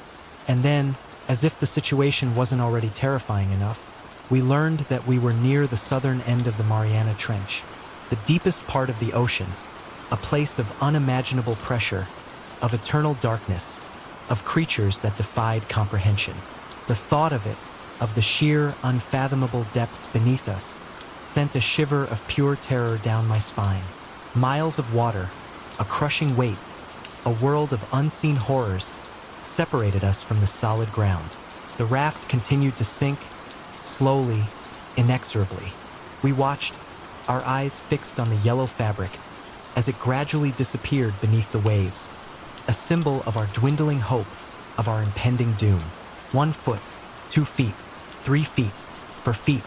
The yellow became a pale, indistinct blur, fading into the darkness until, finally, it was gone.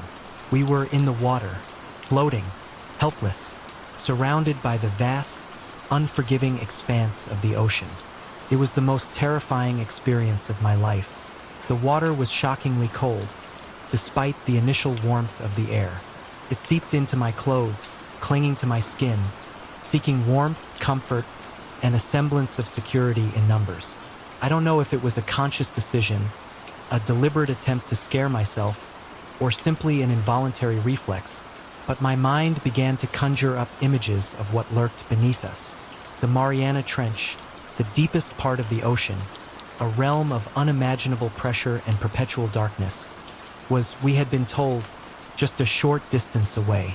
It was a place where sunlight never penetrated, where creatures existed that defied the imagination, adapted to an environment so hostile, so alien, that it seemed to belong to another world. I am, and have always been, an avid viewer of Shark Week, that annual television event that both fascinates and terrifies me. I knew, with a chilling certainty, that sharks were more active at night, at dawn, and at dusk. We were, in essence, prime targets, floating helplessly in their hunting grounds, our bodies silhouetted against the faint glow of the moon. Every splash, every ripple, every unseen movement in the water sent a jolt of fear through me. I imagined sharks circling below, their senses heightened, their predatory instincts triggered by our presence.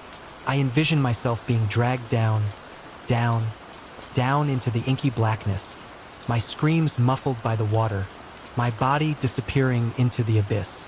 I knew, rationally, that the chances of a shark attack were relatively slim. But rationality had little place in this situation. Fear, primal and overwhelming, had taken control, hijacking my senses, amplifying every sound, every movement, every perceived threat. I remembered, with a sudden, desperate hope, the advice often given to those who encounter sharks. Don't panic, don't splash, don't resemble a seal. I tried to control my breathing, to minimize my movements, to present as unappetizing a target as possible. I even, in a moment of sheer irrational desperation, removed my earrings, small silver hoops, and tossed them into the water, away from our group. It was a futile, almost comical gesture, based on the dubious notion that the shiny objects might distract any nearby sharks, drawing their attention away from us. I know now how ridiculous that sounds, but at the time, in that state of heightened fear, it seemed like a perfectly logical course of action. I was grasping at straws, clinging to any shred of hope, any possibility of survival. We floated, hour after agonizing hour. The darkness was absolute, the silence broken only by the gentle lapping of the waves, the occasional splash of an unseen creature, and the frantic beating of our hearts. Time seemed to lose all meaning, stretching into an eternity of fear and uncertainty.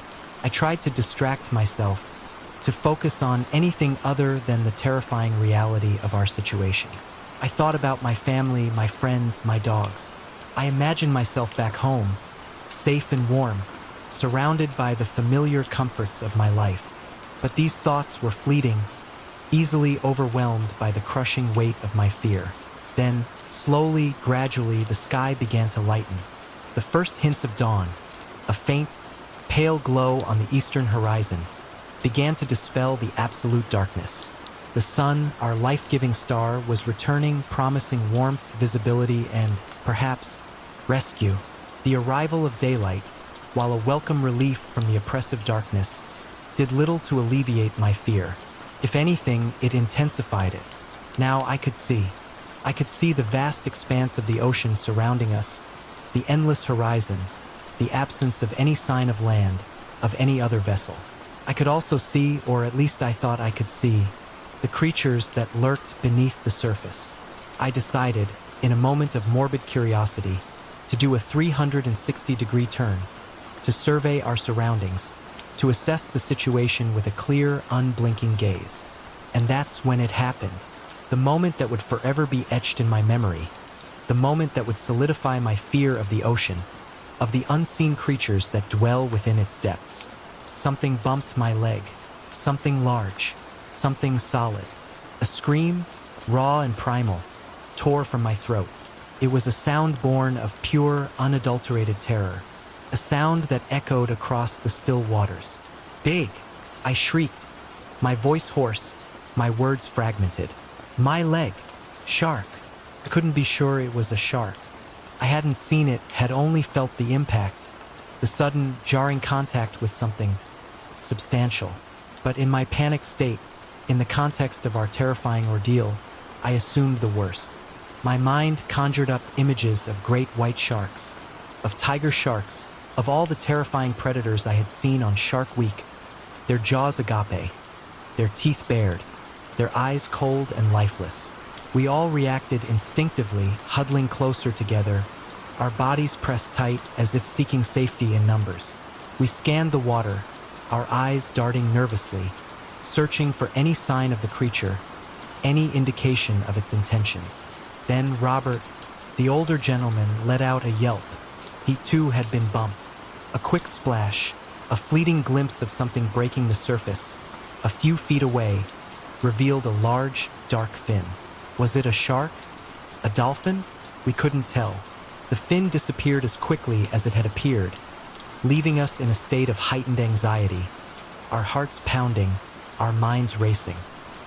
Remembering the advice I had so desperately clung to earlier, tried to remain still, to avoid attracting any further attention. I knew that sharks were attracted to movement, to splashing, to anything that might resemble a struggling, injured animal. We waited, our bodies tense, our senses on high alert. Minutes stretched into an eternity. Every ripple, every shadow, Every unseen movement in the water sent a fresh wave of fear through us. Then, as suddenly as it had appeared, the fin was gone. We saw no further sign of the creature, no indication of its presence. But the fear remained, a palpable, suffocating presence that clung to us like a shroud. We were all exhausted, dehydrated, and increasingly sunburned. The hours of exposure to the elements, to the relentless sun, were taking their toll.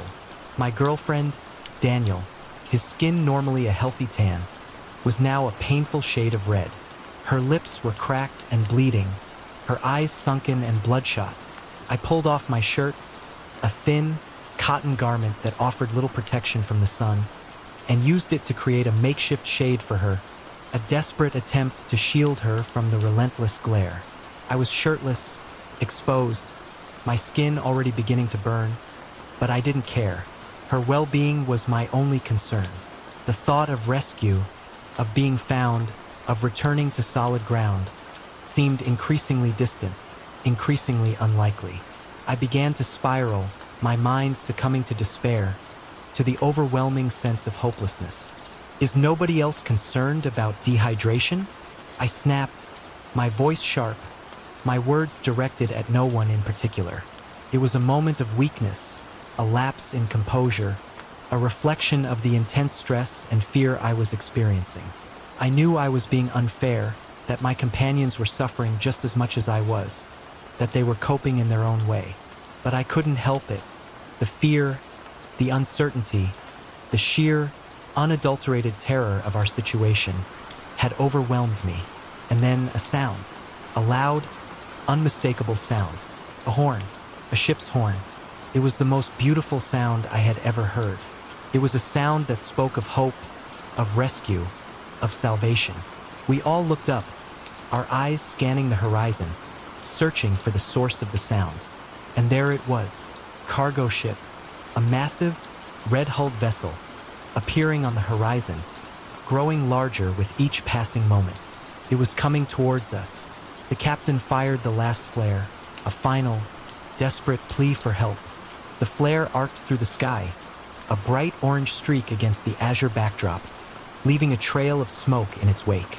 The ship's horn sounded again, twice this time, a signal that they had seen us, that they were aware of our presence. Relief, profound and overwhelming, washed over me. It was a feeling so intense, so powerful, that it almost brought me to my knees. We were going to be rescued. We were going to survive. The cargo ship approached, its massive hull dwarfing our tiny, huddled group. They threw over floating devices, ropes, anything that might help us stay afloat. And then we saw the helicopter, a Coast Guard helicopter, approaching from the opposite direction, its rotors beating the air, creating a downdraft that whipped the water into a frenzy. They lowered a rescuer, a man in a bright orange suit, who expertly attached each of us to a stretcher, one by one, and hoisted us up into the safety of the helicopter. As we were being lifted, the helicopter hovered over the wreckage site, the remnants of the yacht, now just a scattering of debris on the surface of the water. I looked down, my eyes scanning the scene, my mind still reeling from the events of the past few hours. And that's when I saw them. Sharks, multiple sharks, their bodies sleek and dark, circling the wreckage, their fins cutting through the water, their presence a chilling reminder of the danger we had so narrowly escaped. The Coast Guard rescuer, noticing my gaze, made a comment that would forever be etched in my memory. "This area is notorious for shark activity," he said, his voice calm, matter of fact. "You all are lucky to have made it out alive, and with all limbs intact. There were quite a few sharks swimming near the area we picked you up." One, his words, though intended to be reassuring, sent a fresh wave of fear through me. I had been right. There had been sharks, and we had been floating helpless in their hunting grounds for hours. I didn't respond, couldn't. The words caught in my throat, the image of those sharks circling beneath us, a chilling reminder of our vulnerability, of our near miss with a fate far worse than dehydration or sunburn. I unbuckled my life vest, the bright orange fabric now feeling like a symbol of our ordeal, and turned to the Coast Guard rescuer. "Do you have a shirt I could borrow?" I asked, my voice barely a whisper. It was a mundane request, a trivial concern in the grand scheme of things. But it was all I could think of, a small act of normalcy in the midst of this extraordinary, terrifying experience. The flight back to land was a blur. I remember the noise of the helicopter, the salty spray of the ocean, the feeling of being suspended between the sky and the sea.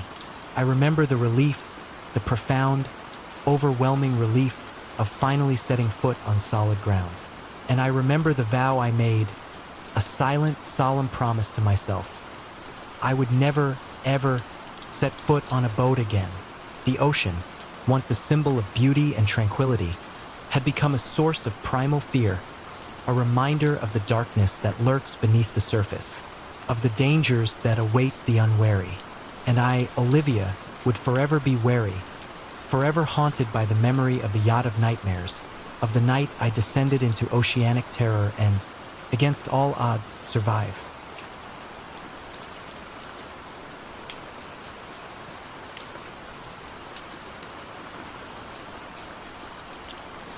The Shadow of Oakhaven Lodge.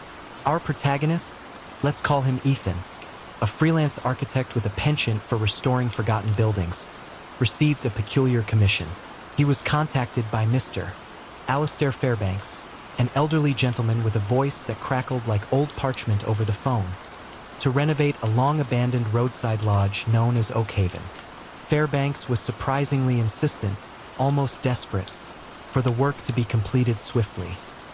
He offered Ethan a generous sum, enough to make the 2-day drive into the remote countryside worthwhile, and a peculiar condition. Ethan must stay at the lodge, alone, throughout the renovation. Ethan, though initially hesitant about the solitary aspect, accepted.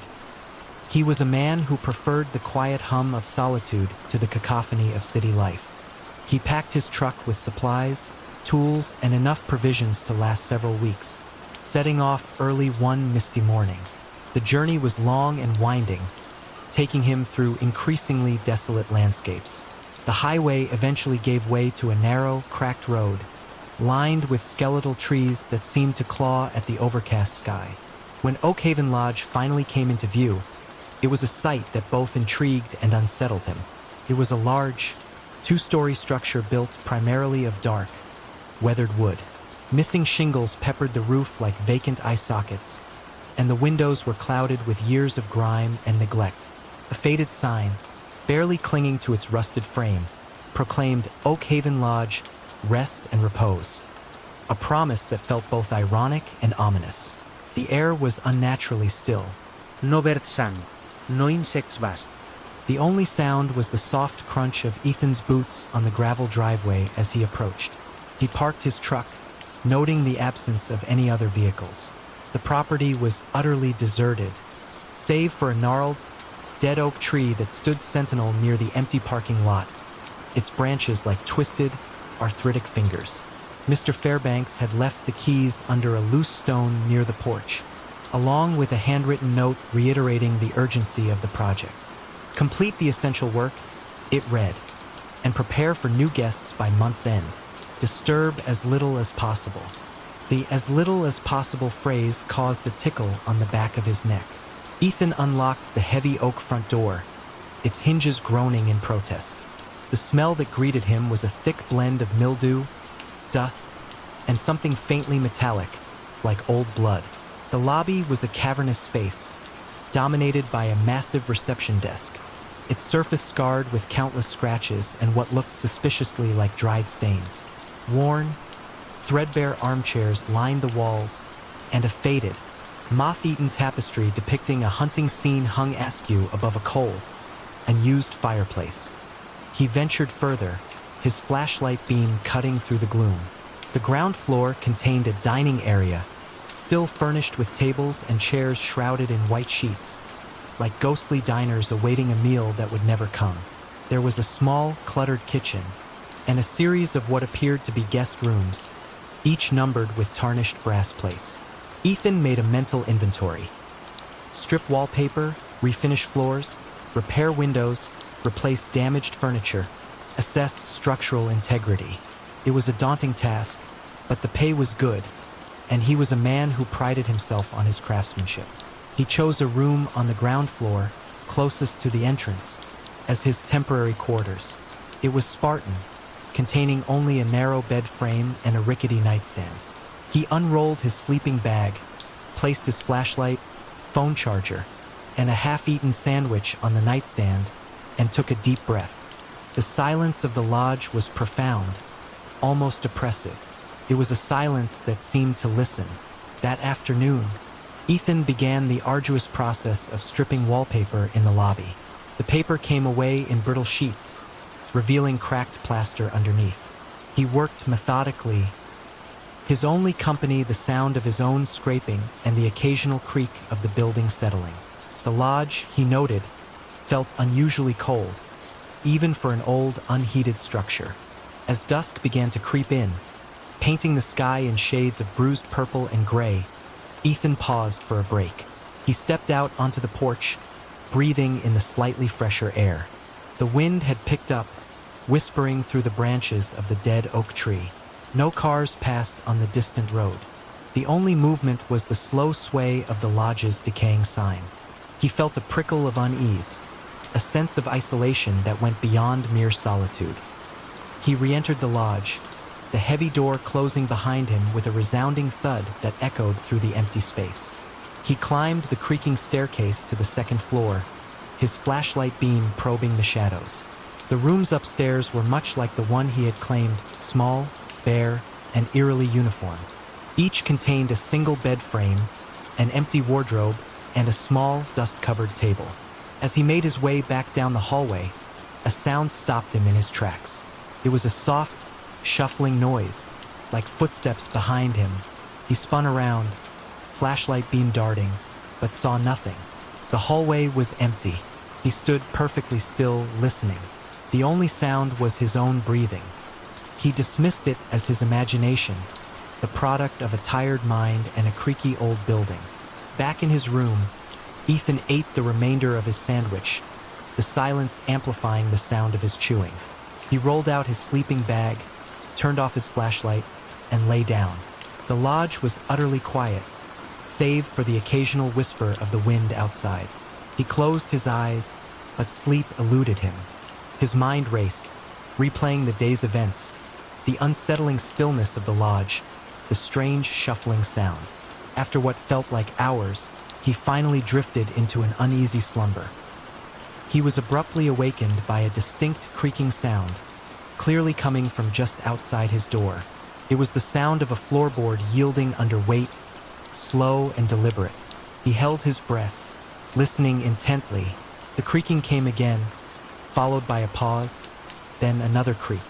It sounded as if someone was pacing slowly, hesitantly, just beyond his door. Ethan reached for his flashlight, his heart pounding against his ribs. He pointed the beam at the door, illuminating the bare wood and the tarnished brass knob. The creaking stopped. He waited, every muscle tense, listening for any further sound. Silence. He told himself it was the old wood, expanding and contracting with the temperature changes. It was an old building, after all. Old buildings made noises, but the deliberate rhythm of the creaking, the way it had paused when he turned on the light, it felt different, felt intentional. He finally and uneasily drifted to sleep. The weak morning light, filtering through the grimy window, did little to dispel the lingering unease Ethan felt. He got up, his muscles stiff from the uncomfortable bed frame. He noticed something immediately. His toolbox, which he distinctly remembered leaving beside the bed, was now positioned neatly by the door. He blinked, trying to recall if he had moved it himself in a half-asleep state. He was certain he hadn't. He was meticulous about his tools, always placing them within easy reach. He checked the rest of the room. Everything else seemed to be in its place. He ran a hand through his hair, a shiver tracing his spine. The logical explanation was that he had moved it himself, a bout of sleepwalking perhaps. But a nagging doubt persisted. He decided to shake it off, attributing it to the stress of the new environment and the lack of proper sleep. He had work to do, He spent the morning continuing to strip wallpaper, this time tackling one of the upstairs rooms. The paper in this room was different, a faded floral pattern, stained with what looked like water damage. As he peeled away a particularly large section, he noticed something odd. The sheets that had been covering the furniture in that room, the furniture he had distinctly left piled in the center, were now neatly folded and stacked in the corner. He distinctly remembered leaving them draped haphazardly over the chairs and table. He hadn't folded them. He wouldn't have bothered. It was a pointless task in an abandoned lodge. He checked the windows. They were closed, latched from the inside. There were no signs of forced entry, no footprints, no indication that anyone else had been in the room. The air was still and heavy, carrying the faint scent of dust and decay.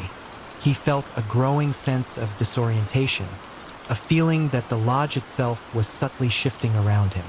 By midday, the unease had solidified into a palpable sense of dread.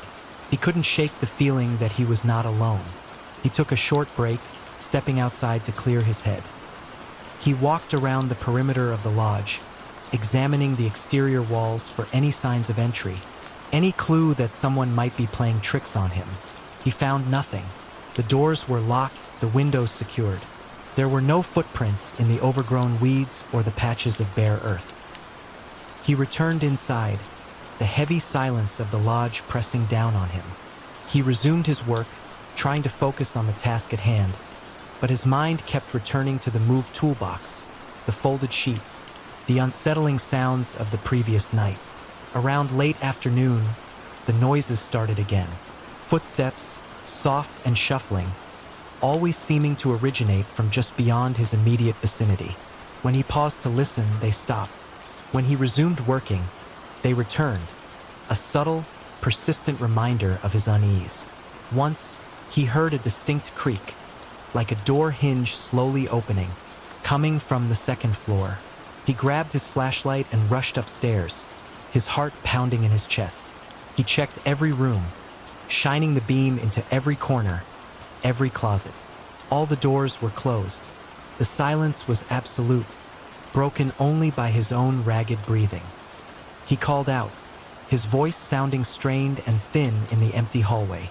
"Is anyone there?" No response. Only the oppressive silence of Oakhaven Lodge.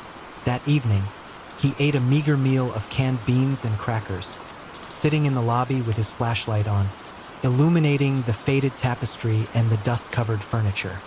He listened intently, trying to discern any pattern to the sounds, any clue to their origin. He heard the wind whistling through cracks in the window frames, the distant rush of a creak, and the occasional creak of the building settling.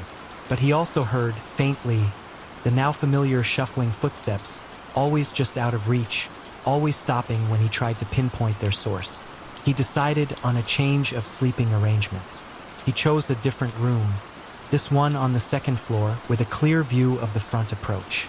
He pushed a heavy oak dresser against the door, creating a makeshift barricade, casting a dim, flickering light across the room. He sat on the bed frame, facing the door, waiting. Around midnight, he heard it again. The whispering. It wasn't the shuffling footsteps, nor the creaking of the building.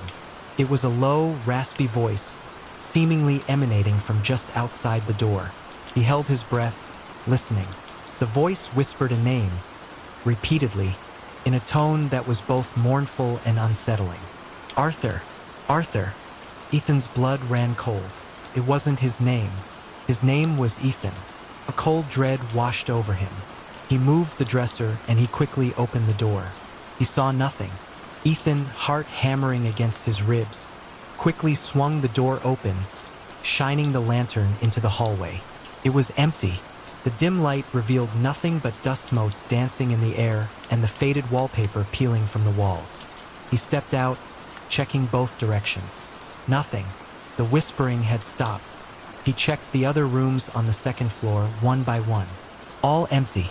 The silence was heavy, broken only by the creak of the floorboards under his weight. He returned to his chosen room, a growing sense of frustration mixing with his fear. He shoved the dresser back against the door, the scraping sound loud in the quiet hallway. He locked himself in. He didn't sleep. He sat on the bed frame, the lantern casting long, dancing shadows on the walls, listening to every creak, every rustle, every whisper of the wind. He replayed the whispered name in his mind, Arthur. He tried to connect it to something, anything he had read or heard about Oakhaven Lodge, but his memory was blank. As dawn approached, a pale, gray light filtering through the grimy window, the whispering finally ceased. Ethan felt a wave of exhaustion wash over him, but he couldn't bring himself to close his eyes. He waited, tense and alert, until the sun was fully up. He cautiously opened the door, pushing the dresser aside. The hallway was empty, bathed in the weak morning light. He stepped out, checking the floor for any sign of footprints, any indication of who or what had been whispering outside his door. He found nothing. He spent the next day working downstairs, trying to focus on the renovation, but his mind kept drifting back to the events of the previous night. He noticed new, unsettling details. The reception desk drawers, which he had left closed, were now all open. The ledger, a heavy, leather-bound book he had briefly glanced at but not touched, lay open on the floor, its pages yellowed and brittle. He picked it up, carefully turning the pages. The ink was faded, the handwriting a spidery scrawl. It was a record of guests, their names and dates of stay. He scanned the entries, looking for the name Arthur. He saw a few names starting with A, but nothing that matched. The last entry in the ledger was dated over 20 years ago. He closed the ledger, a sense of unease settling over him. He checked the dining area. Some of the chairs, which had been arranged haphazardly, were now positioned in a neat circle, as if for a meeting. There were no footprints, no scuff marks on the dusty floor, nothing to indicate how the chairs had been moved. Ethan felt a growing sense of unreality, as if the lodge was playing a subtle, cruel game with him. He tried to rationalize it, to find logical explanations, but the evidence was mounting. Something was happening in Oakhaven Lodge, something that defied logic. He decided he needed to finish the essential work and leave. He pushed himself harder, working without breaks, ignoring the growing tension in his muscles, the dryness in his throat, the constant feeling of being watched. He painted the lobby walls, replaced some broken floorboards, and installed new light fixtures, the electric hum a welcome distraction from the unsettling silence. As dusk approached, he climbed the stairs one last time, intending to do a final check of the rooms. As he passed the third room on the left, he heard a distinct footstep behind him. He froze, every muscle tense. The hallway felt colder, the air heavy with an almost palpable sense of dread. He slowly turned around. Nothing, but the feeling of being watched intensified. He could feel the hair on the back of his neck prickle. He took a step backward, then another, keeping his eyes fixed on the spot where he had heard the sound. When he reached the top of the stairs, he ran, taking the steps two at a time. He didn't stop until he was back in the lobby, his heart pounding, his breath coming in ragged gasps. He decided he wouldn't spend another night in Oakhaven Lodge. He threw his tools and clothes into his bag, leaving behind anything non-essential. He cleaned up the worst of the mess in the lobby, a perfunctory gesture of completion. He locked the front door, leaving the key under the same loose stone where he had found it. Mr. Fairbanks had paid him in advance, and he had done most of what was asked. The rest, he reasoned, could wait. He just needed to get out. As he carried his bag to his truck, he kept glancing over his shoulder at the lodge, at the dark, empty windows. He didn't see anyone watching him, but he felt it, a presence, a weight, a sense of something unseen lurking just beyond the threshold of perception. He started his truck, the engine roaring to life in the quiet evening. He turned on the headlights, illuminating the front of the lodge. The wind rattled a loose shutter. He didn't hear footsteps. He didn't hear whispering, but the memory of that voice, calling out a stranger's name, sent a shiver down his spine. He drove away, speeding down the narrow road, not looking back. He didn't stop until he reached the next town. The the lights of civilization a welcome sight. He never returned to Oakhaven Lodge. He never contacted Mr. Fairbanks again. He received a terse email a week later, asking when he would complete the final details. He lied, claiming a family emergency. He received no further communication. He never learned the full story of Oakhaven Lodge, of Arthur, or of the whispering voice. He had no proof of anything he had experienced, only his memories and a lingering sense of unease. He had done the work he was paid for, or most of it, and that was enough. He just wanted to forget the shadow of Oakhaven Lodge. The figure. Mark lived alone. He liked quiet. He bought a small house near a dry lake. His agent, Sarah, told him the lake was gone for years. The house was cheap. Mark didn't care. He wanted to be away from the city. The house was one story. It had a living room, a bedroom, a kitchen, and a bathroom. It was old, but Mark liked old things. The lake bed was outside, just dirt and some old wood. On the first night, Mark looked out the window. He saw something. It was far away on the other side of the dry lake. It looked like a person, but it was dark. It had no face. It just stood there, pointed at Mark. Mark felt strange. He felt a weight in his chest. He went back from the window. He told himself it was just a tree. He tried to sleep. He couldn't. The next night, Mark looked again. The figure was there. Same place. Still pointing. No face. Mark opened the door. He stepped outside. He heard bugs. He heard the wind. He did not hear anyone walking. He walked to the side of the house. He used a small flashlight. He looked at the lake bed. The figure was hard to see. It was just a dark shape. Mark waited. It did not move. Mark yelled, "Who's there?" No answer. Mark felt cold. He went back inside. He locked the door. In the morning, Mark went outside. He walked to where the figure stood. The ground was hard. He saw his own footprints. He saw no other footprints.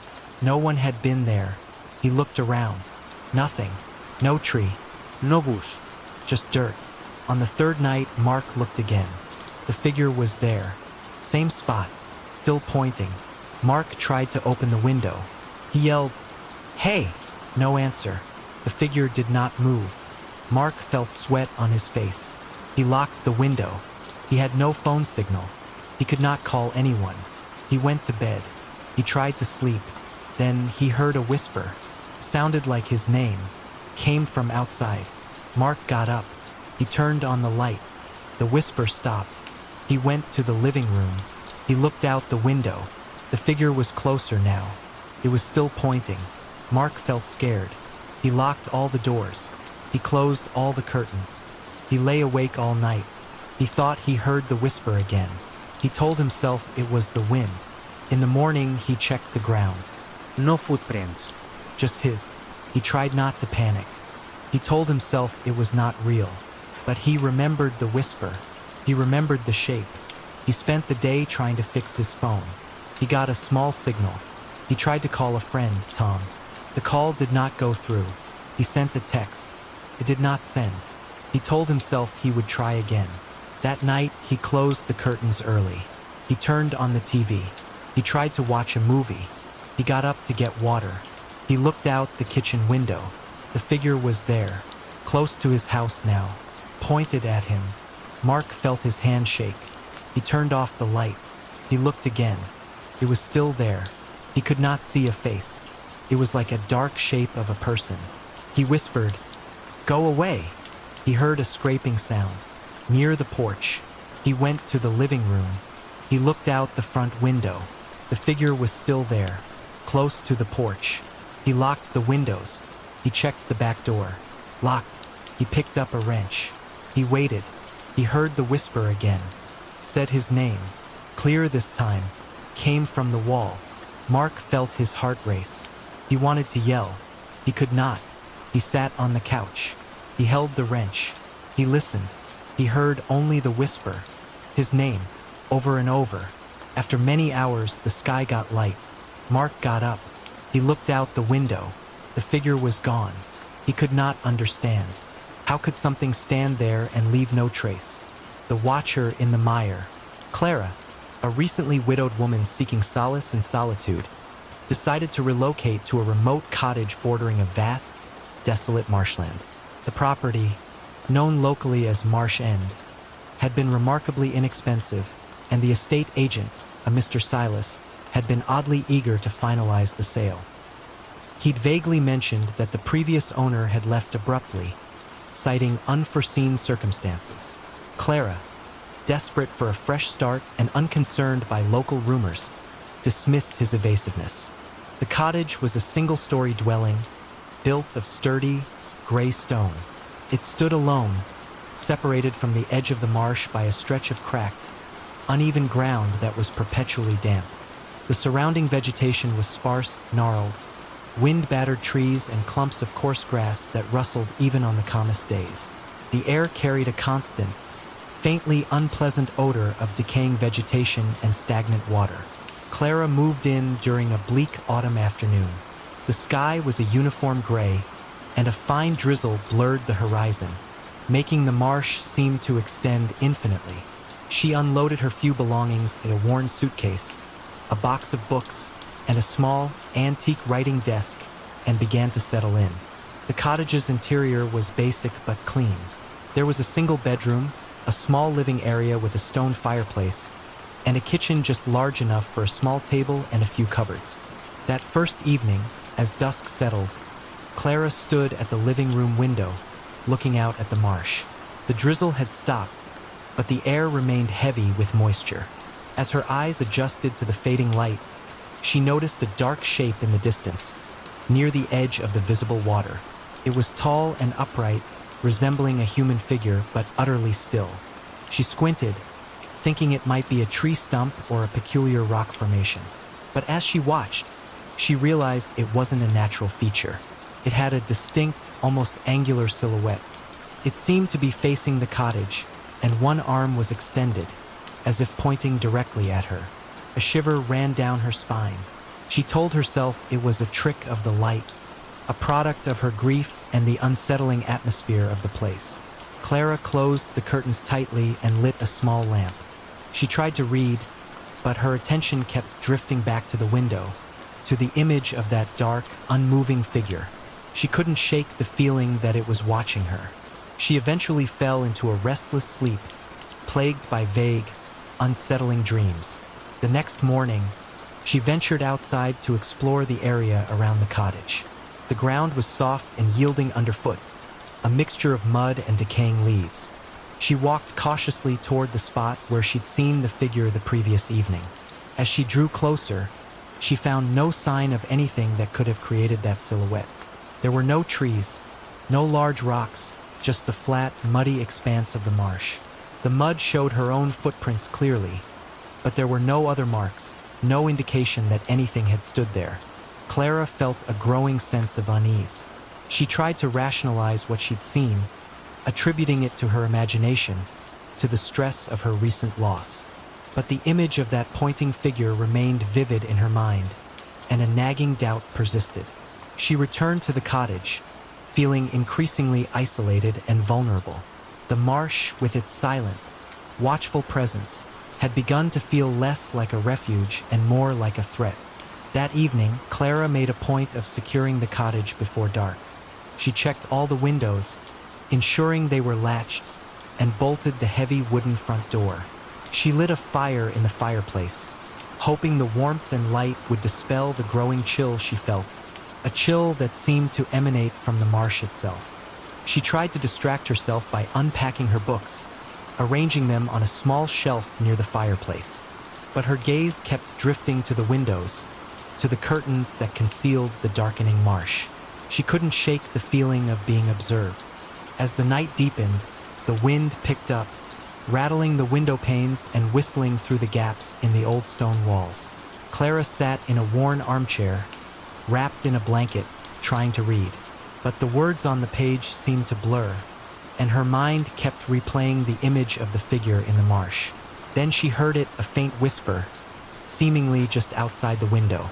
It was so soft that she initially dismissed it as the wind. But it came again, a little clearer this time, a sibilant sound that seemed to form her name. Eleanor! Clara froze, her heart pounding in her chest. She slowly lowered her book, listening intently. The whisper came again, closer now, as if someone were pressing their lips against the glass. "Eleanor!"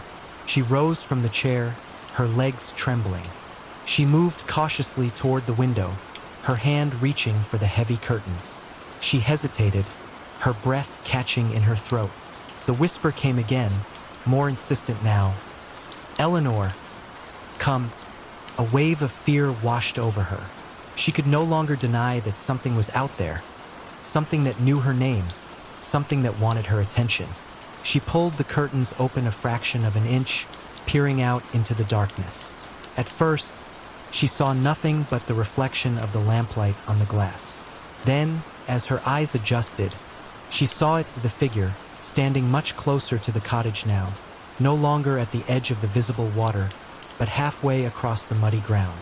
It was still just a dark silhouette, but she could make out the shape of its head, its long, thin arms, and the way it seemed to lean forward, as if straining to reach her.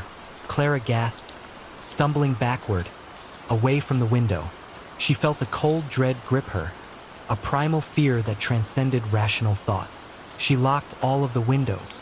She wanted to run, to escape the cottage and its oppressive atmosphere, but she knew she was trapped. The nearest village was miles away, and the marsh in the darkness was a treacherous maze. She spent the rest of the night huddled in the armchair, the fire burning low, listening to the whispers that seemed to seep through the walls, calling her name, beckoning her to the marsh. She didn't sleep. She just waited, her eyes fixed on the curtains, her body tense, her mind racing. As dawn approached, the whispers gradually faded, and the figure, she assumed, retreated back into the depths of the marsh. But Clara knew it would return. She knew that she was not alone at Marsh End, and that whatever lurked out there, in the mist and the mud, was patiently, relentlessly waiting for her. She was trapped in a terrifying game of cat and mouse, with no escape in sight. The House of Shifting Halls. James, an amateur historian with a fascination for lost architecture, stumbled upon a peculiar lead. A crumpled, anonymous note, tucked into an old book he'd purchased at a flea market, contained a crude map and a single sentence. "Midnight, under the oak, where the Blackwood House was." Intrigued, James recognized the name Blackwood House, a local legend. A grand mansion said to have vanished without a trace over a century ago, leaving behind only an empty field and whispers of strange occurrences. Driven by curiosity and the allure of the unknown, James decided to follow the map. He arrived at the designated location, a sprawling, overgrown field bordered by ancient oak trees, just before midnight. The full moon cast long, eerie shadows, and a light mist hung in the air, giving the scene an almost theatrical quality. He located the specific oak tree indicated on the map, a massive, gnarled specimen with branches that reached out like skeletal arms.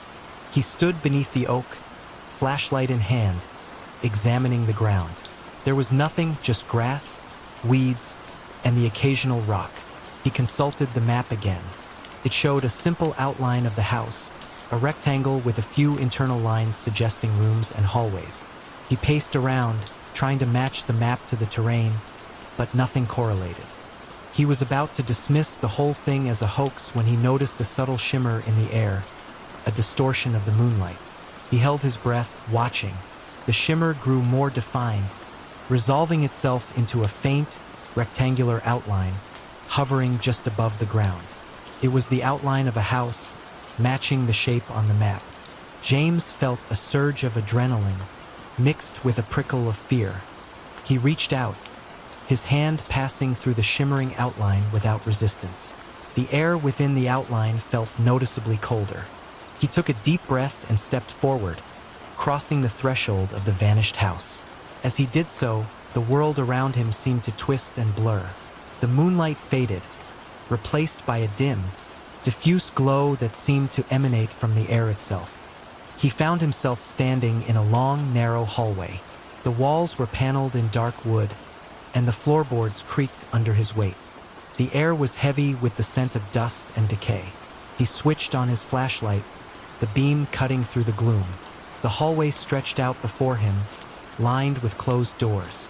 There was no sign of the outside world, no indication of the field or the oak tree.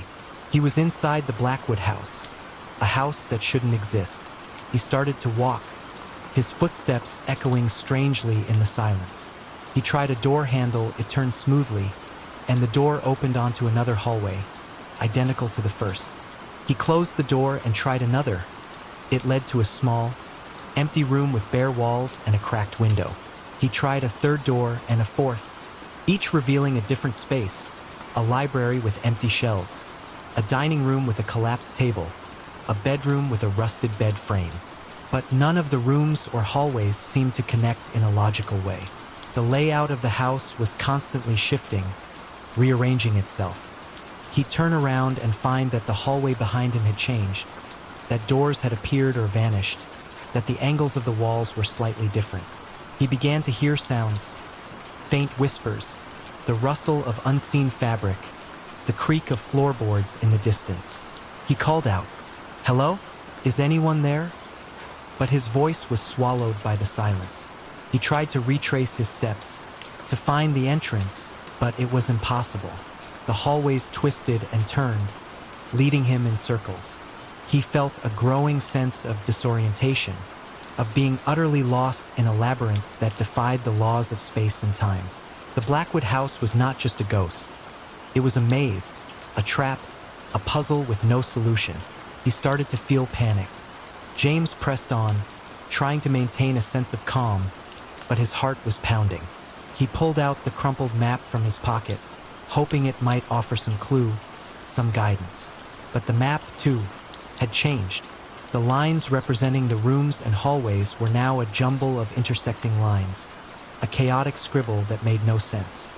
He realized he was not just exploring a haunted house. He was trapped inside a shifting, unpredictable reality. The laws of physics seemed to have no meaning here.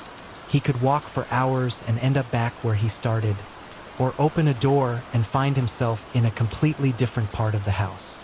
He continued to hear the whispers, growing slightly louder now, although he still couldn't make out any words. They seemed to come from the walls themselves, from the air around him. He also began to smell something, a faint, sweet odor, like decaying flowers. He came to a large, ornate door, different from the others he'd encountered. It was made of dark, polished wood, with intricate carvings of twisting vines and strange, grotesque faces. He hesitated, a sense of dread washing over him. He had a feeling that this door was different, that it led somewhere significant. He reached out and turned the handle. The door opened silently, revealing a large, circular room. The room was dimly lit by a single, flickering chandelier hanging from the high, vaulted ceiling. The walls were lined with bookshelves, filled with ancient, leather-bound tomes. In the center of the room stood a large, ornate table, covered with a velvet cloth. And on the table he saw it a single, open book. The book was large and heavy, bound in dark leather. Its pages were yellowed and brittle, filled with strange symbols and diagrams. As James approached, he noticed that the symbols on the page were moving, shifting, rearranging themselves, just like the hallways of the house. He felt an irresistible urge to touch the book, to read the words, to understand the secrets it held. But he also felt a deep sense of foreboding, a warning that this was a dangerous path, a path that might lead to no return. He reached out his hand, his fingers trembling. As his fingertips brushed the cover of the book, he heard a voice, clear and distinct, speaking his name, James. The voice seemed to come from the book itself, from the air around him, from everywhere and nowhere at once. He recoiled, stumbling backward, away from the table. The chandelier above him swayed, casting dancing shadows on the walls. The whispers intensified, swirling around him like a vortex. He felt a pressure in his head, a sense of being pulled in two directions, drawn to the book and yet terrified of what it might reveal. He knew he had to make a choice: embrace the mystery of the Blackwood house, or find a way to escape, before he was lost forever within its shifting walls. His breath was short, his heart was like a drum, and all the hallways were starting to spin. He put his hands to his head and tried to take a step back. James squeezed his eyes shut, trying to block out the swirling chaos of the room, the whispering voices, the swaying chandelier. He focused on his breathing, forcing himself to take slow, deep breaths, trying to regain some semblance of control. He opened his eyes, and for a moment, the room seemed to solidify, the movement slowing, the whispers fading. He realized that the book was the key, the source of the house's power, its shifting reality. He had to get away from it. He turned and ran, not looking back, not caring where he was going, just putting as much distance as possible between himself and that circular room. He ran through the twisting hallways, ignoring the doors that appeared and disappeared, the whispers that chased him, the shifting floorboards under his feet. He had no sense of direction, no idea if he was heading towards an exit or deeper into the maze. He just ran, propelled by a primal instinct to survive, to escape the suffocating presence of the Blackwood house. He stumbled, nearly falling, catching himself on a wall. He felt something cold and smooth under his hand, a doorknob. He hadn't seen a door there before, but he didn't hesitate. He turned the knob and pushed, stumbling through the opening. He found himself in another hallway, but this one was different. It was narrower, the walls were closer together, and the air was colder, carrying a faint scent of fresh air. He saw a faint light at the end of the hallway, a sliver of moonlight. Hope surged through him. He ran towards the light, his footsteps echoing in the narrow passage. He reached the end, and there it was, an open doorway leading to the outside, to the field, to the oak tree. He didn't hesitate. He burst through the doorway, stumbling out into the night air. He gasped, filling his lungs with the cool, clean air, feeling the damp grass under his feet. He turned and looked back. The outline of the house was gone. There was nothing there but the empty field, the ancient oak tree, and the faint mist hanging in the air. The Blackwood house had vanished, as if it had never been. James stood there for a long moment, shaking, his heart still pounding. He looked down at his hands. They were covered in a fine layer of dust, the same dust he'd smelled inside the house. He wiped them on his jeans, but the faint scent of decay lingered. He knew he would never forget his experience in the Blackwood house. He had glimpsed something beyond the realm of normal understanding, something ancient and powerful, something that defied the laws of reality. He had escaped, but he knew that a part of him would always remain trapped within those shifting walls, lost in the labyrinth of its endless corridors. He walked to his car, got in and left. The whispers in Stone. Professor Amelia Stone, an anthropologist specializing in obscure folklore, received an invitation she couldn't refuse. A colleague, Dr. Thomas Ashton, had stumbled upon a remote village nestled high in the unforgiving Carpathian Mountains, a place whispered about in local legends but dismissed as myth. The village, called Cayman, was said to be inhabited by a reclusive community, fiercely protective of their ancient customs and strangely resistant to outsiders. Dr. Ashton's brief, cryptic message hinted at something extraordinary, a living connection to a forgotten, pre-Christian deity, a being said to reside within the very stones of the village itself. Amelia, despite her skepticism, was intrigued. She packed her research gear, notebooks, recording equipment, a sturdy camera, and a well-worn copy of Fraser's The Golden Bough, and set off on the arduous journey. The approach to Cayman was a test of endurance. The road, little more than a rutted track, wound its way through dense forests and across treacherous mountain passes. The air grew progressively colder, and the landscape became increasingly stark and forbidding. Finally, she arrived. Cayman was a cluster of ancient stone houses, clinging to a steep hillside. The buildings were constructed of rough-hewn granite blocks, their roofs covered in thick slate tiles. The entire village seemed to have grown organically out of the mountain itself, a seamless blend of nature and human construction. But it was the silence that struck Amelia most profoundly. There were no sounds of children playing, no music, no animals. Even the wind seemed to hold its breath as it passed through the narrow, winding streets. She found the house Dr. Ashton had indicated in his message, a small, two-story structure near the edge of the village. The door was unlocked. She entered cautiously, calling out Dr. Ashton's name. There was no reply. The house was sparsely furnished. A wooden table, a few chairs, a narrow bed in a corner. A fire had recently burned in the hearth, leaving behind a faint scent of wood smoke. On the table, she found Dr. Ashton's notebook, open to a page filled with frantic scribbles and sketches of strange, angular symbols. As Amelia began to read, she heard it, a faint tapping sound, coming from within the walls. It was a rhythmic, deliberate sound, like knuckles rapping on stone. She pressed her ear against the wall, listening. The tapping stopped. She moved to another wall, and the tapping resumed, seemingly emanating from the very core of the stone itself. She felt a chill run down her spine. This was no ordinary sound. This was something else. She started to get unnerved, and it wasn't like her. Amelia spent the rest of the afternoon exploring the village, trying to engage the inhabitants in conversation.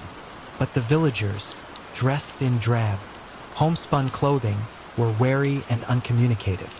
They spoke in a guttural dialect she could barely understand, and their eyes, dark and deep-set, seemed to hold a mixture of suspicion and fear. She tried asking about Dr. Ashton, but they either ignored her or responded with curt, evasive answers. She showed them his notebook, pointing to the strange symbols, but they recoiled as if she had presented them with something dangerous, something forbidden. As dusk settled, the silence of the village deepened, becoming almost oppressive. Amelia returned to Dr. Ashton's house, feeling a growing sense of unease. She lit a small oil lamp, the flickering light casting long, dancing shadows on the stone walls. She sat at the table, rereading Dr. Ashton's notes. He had described the villagers' belief in a being they called Kaminyar, the stone dweller. He wrote of rituals performed in secret, of offerings made to appease the entity, of a deep, abiding fear that permeated every aspect of their lives. He had also noted the strange sounds, the tapping and whispering he had heard within the walls, and his growing conviction that Kaminyar was not just a myth, but a real, tangible presence.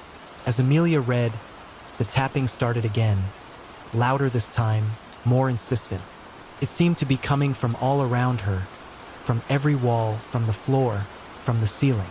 She stood up, her heart pounding, and shone the lamp on the walls.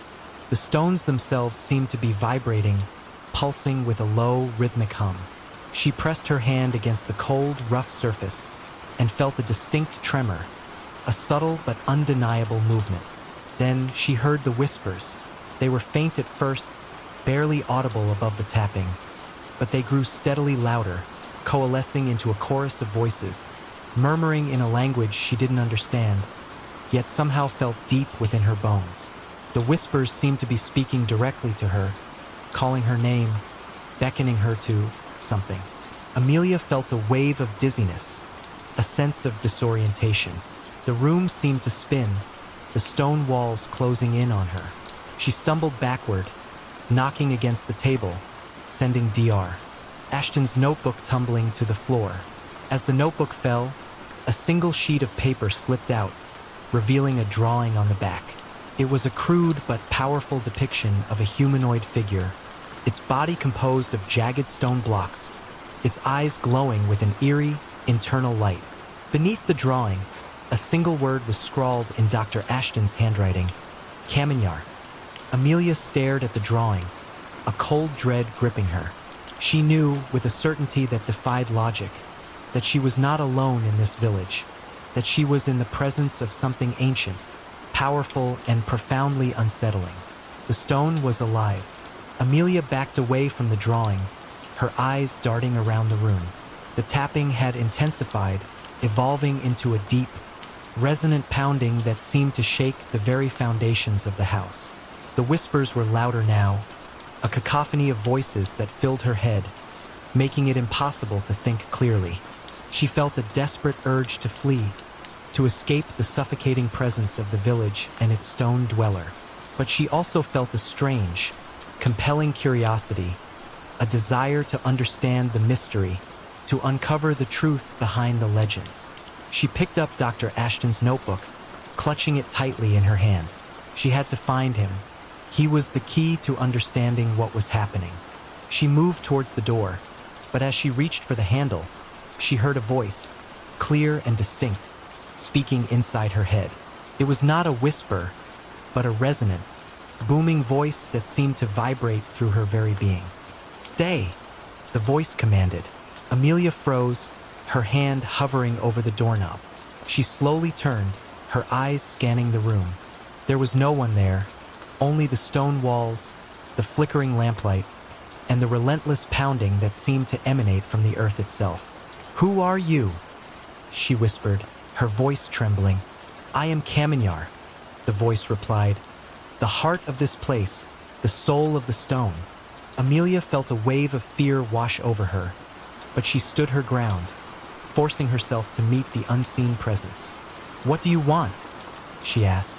"You seek knowledge," the voice said. "You seek understanding. I can give you that, but you must be willing to listen. You must be willing to become one with the stone." The room grew colder. Amelia could see her breath in the air. The pounding intensified, and the stone walls seemed to press inward, as if the house itself were a living thing, constricting around her. She realized that she was facing a choice between fleeing in terror and embracing the terrifying unknown.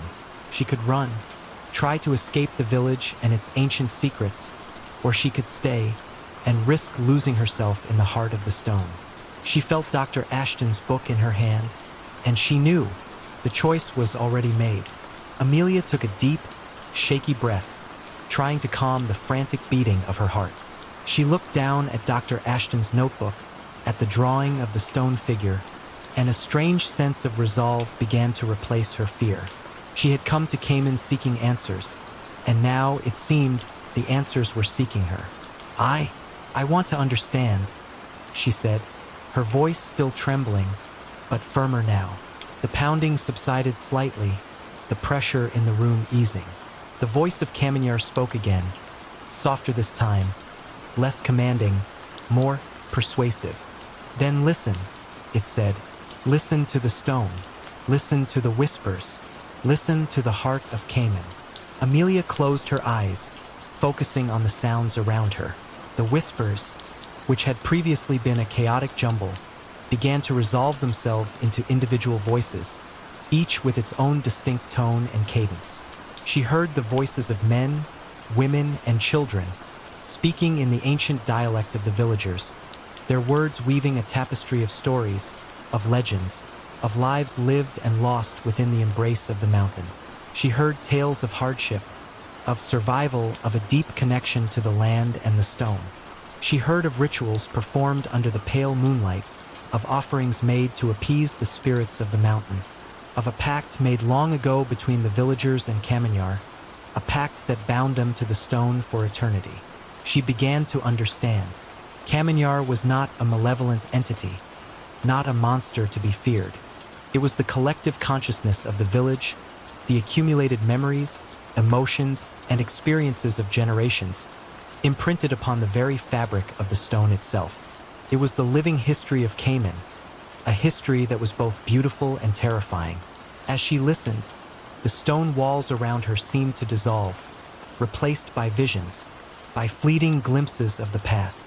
She saw the villagers, their faces weathered and lined, working the land, building their homes, raising their families. She saw them celebrating festivals, mourning their dead, performing their ancient rituals. She saw their lives, their struggles, their hopes, their fears, all unfolding before her in a dizzying, overwhelming panorama. She felt a strange connection to these people, to their history, to their deep, abiding relationship with the stone. She felt herself being drawn into their world, becoming a part of their collective memory, a part of Kamenyar itself. Then, she saw Dr. Ashton. He was standing in this very room, his eyes wide with a mixture of terror and fascination. He was holding his notebook, scribbling frantically, trying to capture the essence of what he was experiencing. She saw him reach out and touch the stone wall, his fingers tracing the outlines of the strange symbols. She saw him whisper to the stone, asking questions, seeking answers. And then she saw him change. His body began to stiffen, his skin taking on a grayish hue. His eyes lost their focus, becoming blank and empty, like polished stones. He was becoming one with the wall. He was joining Kamenyar. Amelia gasped, pulling back from the vision, her mind reeling. She understood now what had happened to Dr. Ashton, what the villagers had been so afraid to tell her. Kamenyar did not kill. It absorbed. It incorporated the living into its stony embrace, adding their memories, their experiences, their very essence to its own. And that was her fate too, she knew it. Amelia stumbled back, away from the wall, her hand flying to her mouth to stifle a scream. The visions receded, the whispers softened, the pounding in the walls diminished to a gentle throb. The room returned to its former state, dim and dusty, the stone walls cold and solid once more. But she was no longer the same. She had seen too much, felt too much. She had glimpsed the true nature of Kamenyar, and the knowledge was both exhilarating and terrifying. She looked down at her hands. They were trembling, but they were still flesh and blood, not stone. She was still herself, still separate from the collective consciousness of the village. But for how long? The voice of Kamenyar spoke again, a gentle murmur in her mind. Do not be afraid, Eleanor. Using her real name, you have been chosen. You have been given a gift, the chance to become a part of something greater than yourself, to transcend the limitations of your mortal existence, to live forever within the heart of Cayman. Amelia shook her head, a desperate plea escaping her lips. No, I don't want this. I want to go home. The voice chuckled, a low, rumbling sound that seemed to shake the very foundations of the house. There is no home for you now, Eleanor. Only Cayman. Only the stone. She felt a pull, a subtle but irresistible force drawing her towards the wall. She resisted, digging her heels into the floor, clinging to her individuality, to her memories of a life beyond the village.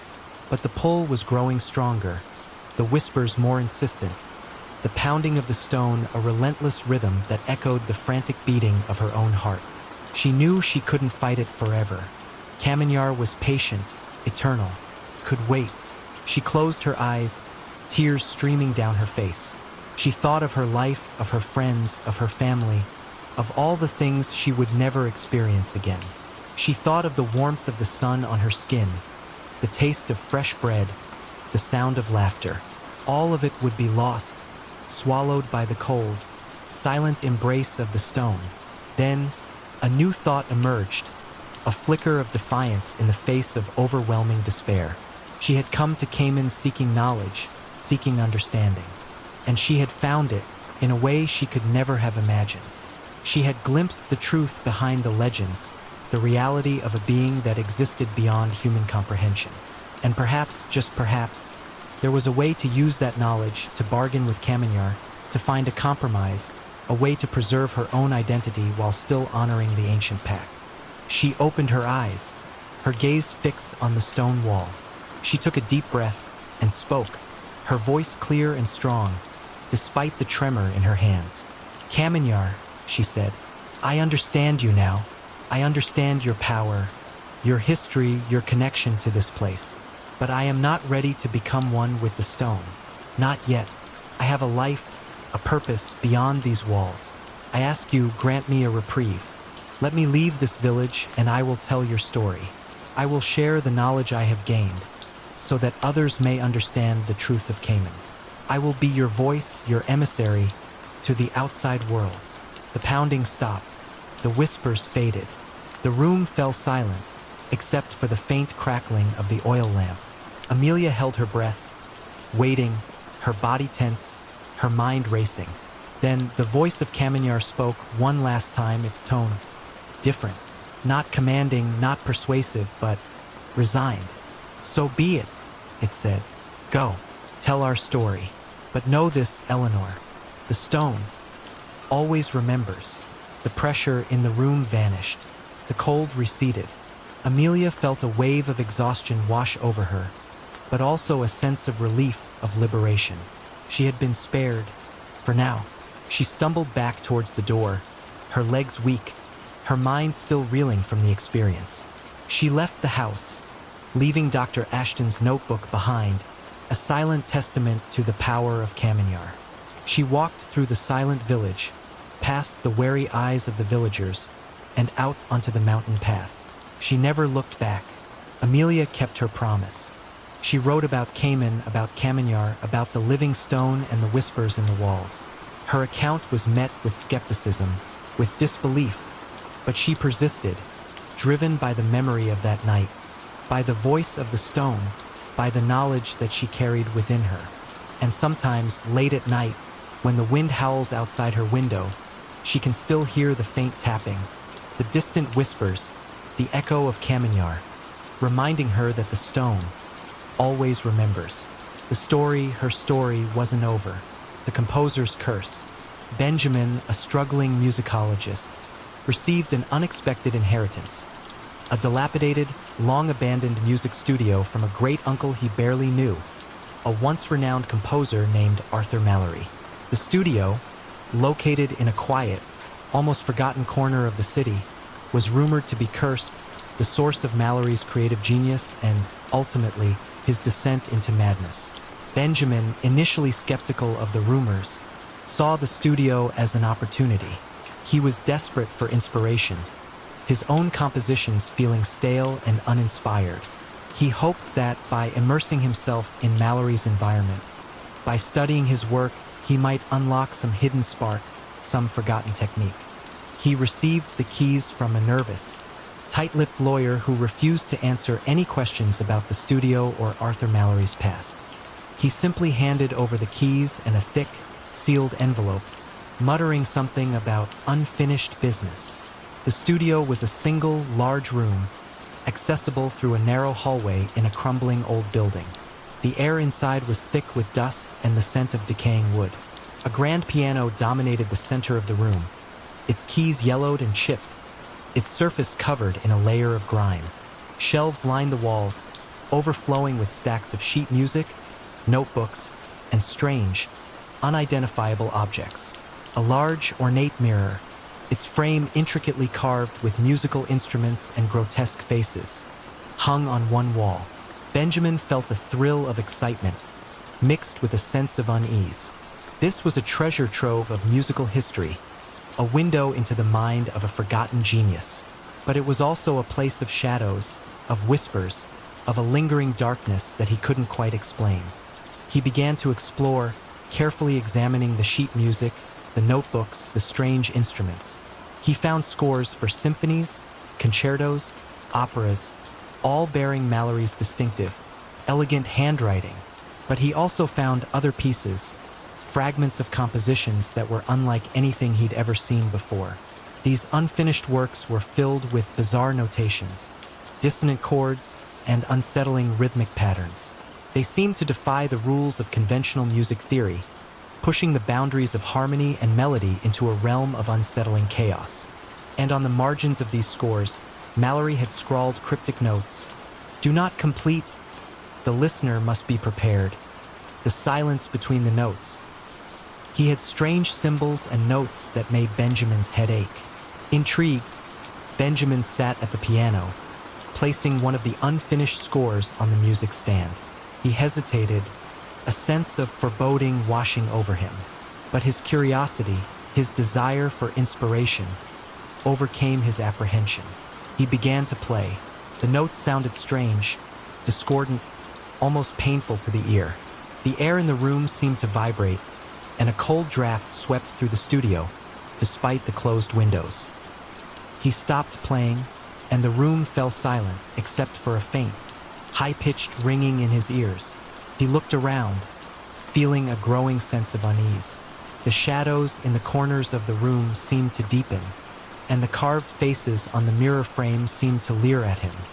He told himself it was just his imagination, the product of the strange music and the unsettling atmosphere. He tried playing another passage, a series of rapidly repeating chords that seemed to build to an unbearable crescendo. As he played, he heard a sound behind him, a soft, shuffling sound, like someone dragging their feet across the floor. He stopped playing and spun around, his heart pounding. There was nothing there, only the empty room, the dusty shelves, the silent piano. He was alone, but as he turned back to the piano, he saw it a reflection in the mirror. A figure, tall and gaunt, standing behind him, holding a violin.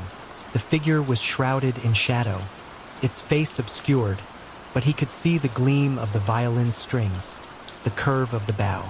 He froze, his breath catching in his throat. He slowly turned his head, looking over his shoulder. There was nothing there. He turned back to the mirror. The figure was gone. Benjamin stared at the mirror, his mind racing, trying to make sense of what he'd seen. He rubbed his eyes, telling himself it was a hallucination, a trick of the light, a product of his overactive imagination. But deep down, he knew it was something more. He cautiously approached the mirror, examining his own reflection. He looked pale and shaken, his eyes wide with fear. He touched the glass. It was cold and smooth. He looked around the room again, searching for any sign of the figure, any explanation for what he'd seen. He decided to try playing the music again, a different passage this time, a slower, more melodic section. As the notes filled the room, he felt a change in the atmosphere, a subtle shift in the air pressure. He glanced at the mirror. The figure was back. This time it was clearer, more defined. He could see the outline of its long, bony fingers, the way it held the violin, the way its head was tilted slightly, as if listening intently. He could almost make out the features of its face, hollow cheeks, sunken eyes, a thin, cruel mouth. He stopped playing and the figure vanished. He started playing again and it reappeared. He realized that the figure was somehow connected to the music, to the unfinished scores of Arthur Mallory. It was as if the music were summoning it, bringing it into existence. He felt a surge of fear, but also a strange fascination. He wanted to understand what was happening, to unravel the mystery of the studio and its spectral violinist. He wanted to know what secrets Arthur Mallory had discovered, what dark forces he had unleashed through his music. He decided to examine the envelope the lawyer had given him, the one with the unfinished business.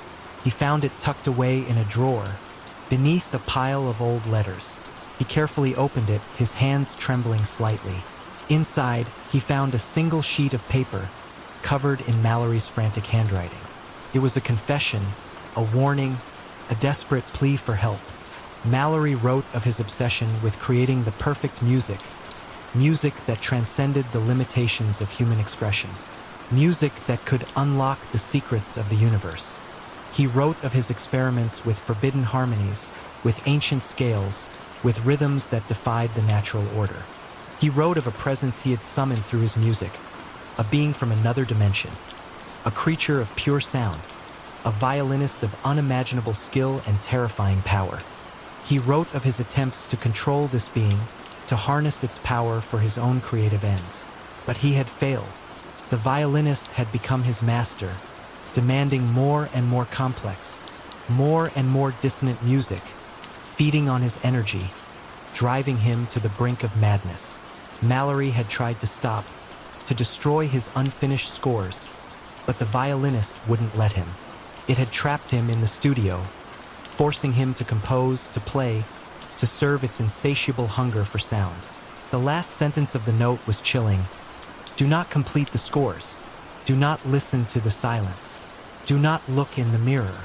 He realized what he needed to do. Benjamin dropped the note, his hands shaking. He understood now the true nature of his inheritance, the terrible legacy of Arthur Mallory. He was not just in a haunted studio. He was in a trap, a prison built of sound and shadow. He looked at the piano, at the unfinished scores, and felt a wave of dread wash over him. He had been playing Mallory's music, unknowingly summoning the very entity his great-uncle had warned him about. He had been feeding the violinist, strengthening its presence, inviting it into his world. He knew he had to destroy the scores to break the cycle to silence the music. But as he reached for the nearest sheet, he hesitated.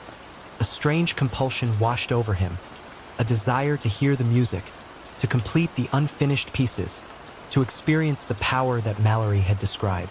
He fought against it, reminding himself of Mallory's warning, of the madness that had consumed him. He clenched his fists, his nails digging into his palms. He had to be strong. He grabbed the scores one by one and began to tear them into pieces. The paper was old and brittle, easily ripped. As he tore the pages, he heard a sound, a low, mournful wail, coming from the mirror. He looked up. The violinist was there, in the reflection, its form clearer than ever before. He could see its face now, a skeletal visage, with empty eye sockets and a gaping mouth that seemed to stretch into an endless void. The violinist raised its bow and began to play, but the sound that came from the mirror was not music. It was a cacophony, a discordant shriek that pierced Benjamin's ears, making his head pound, his vision blur. He covered his ears, but the sound seemed to penetrate his skull, vibrating through his bones. He stumbled backward, away from the mirror, knocking over a chair. The room began to spin, the walls seeming to melt and distort. He felt a cold, clammy hand grip his shoulder, and he screamed. He looked down, expecting to see the skeletal hand of the violinist, but there was nothing there. He was alone in the room, yet he felt the presence all around him, pressing in on him, suffocating him. The wailing from the mirror intensified, reaching a deafening crescendo. Benjamin felt his sanity slipping, his mind unraveling. He knew he had to escape, to get out of the studio before it was too late. He could feel the presence in the mirror drawing closer. He had to hurry. Benjamin scrambled to his feet, his legs wobbly, his head spinning. He staggered towards the door, his vision blurred by tears, his ears ringing with the unbearable noise from the mirror. He reached for the doorknob, his hand shaking so violently he could barely grasp it. He fumbled with the latch, his fingers slipping on the cold metal. The wailing from the mirror grew louder, more intense, as if the violinist were mocking his desperate attempt to escape. Finally, the door swung open. Benjamin stumbled out into the hallway, slamming the door shut behind him. The sound from the mirror was muffled, but still audible, a persistent, throbbing pain in his head. He leaned against the wall, gasping for breath, his body trembling uncontrollably. He looked down the hallway, towards the entrance of the building, his only way out. But the hallway was no longer empty. Standing between him and the exit were figures, shadowy and indistinct, but undeniably there. They were the same skeletal shapes he had seen in the mirror's reflection when he used the camera's flash in the old mansion. Only now they were real, not confined to a reflection, not dependent on a burst of light. They stood motionless, blocking his path, their empty eye sockets fixed on him. He could feel their presence, a cold, oppressive weight that made it difficult to breathe. He knew he couldn't fight them. He was unarmed, exhausted, and terrified. His only chance was to run, to try to evade them, to find another way out. He turned and ran back towards the studio, his footsteps echoing in the narrow hallway. He heard the figures behind him, their movements silent, but he could sense them following him, closing in. He burst back into the studio, the wailing from the mirror hitting him like a physical blow. He looked around wildly, searching for another exit, another door, a window, anything. There was nothing. The studio was a sealed box, a trap designed to hold him, to feed him to the violinist. He saw the piano still open, the torn fragments of Mallory's scores scattered on the floor. He had an idea, a desperate, last-ditch attempt to break the cycle, to silence the music, to banish the violinist. He stumbled towards the piano, his legs heavy, his breath coming in ragged gasps. He reached out and slammed his hands down on the keys, producing a jarring, dissonant chord, a sound that was the antithesis of music, a pure expression of chaos and despair. The wailing from the mirror stopped. The figures in the hallway vanished. The room fell silent. The reflection in the mirror started to fade. Benjamin stood there, his hands still resting on the cold keys, his body trembling with exhaustion and relief. He listened, holding his breath, waiting for the sounds to return, for the figures to reappear. But there was only silence. He slowly raised his head and looked at the mirror. His own reflection stared back at him, pale and shaken, but alone. The violinist was gone. He had done it. He had broken the cycle, silenced the music, banished the entity that had haunted the studio for so long. But the victory felt hollow.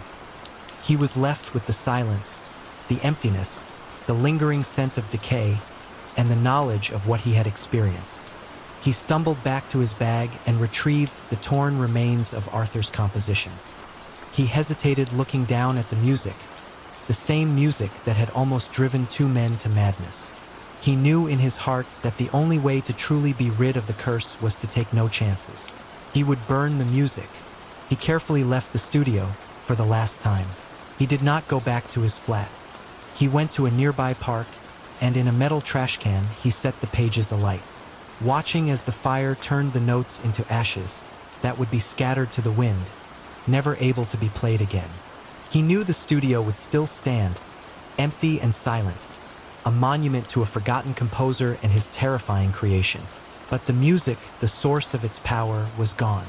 And Benjamin, though forever scarred by his experience, was free. He was free to create his own music, to find his own voice, to live his own life, without the shadow of the violinist hanging over him. He went home, and for the first time in a week, he could rest without worry. The whispers of Windrow Farm. Daniel inherited his grandfather's farm, a sprawling, neglected property named Windrow, located miles from the nearest town.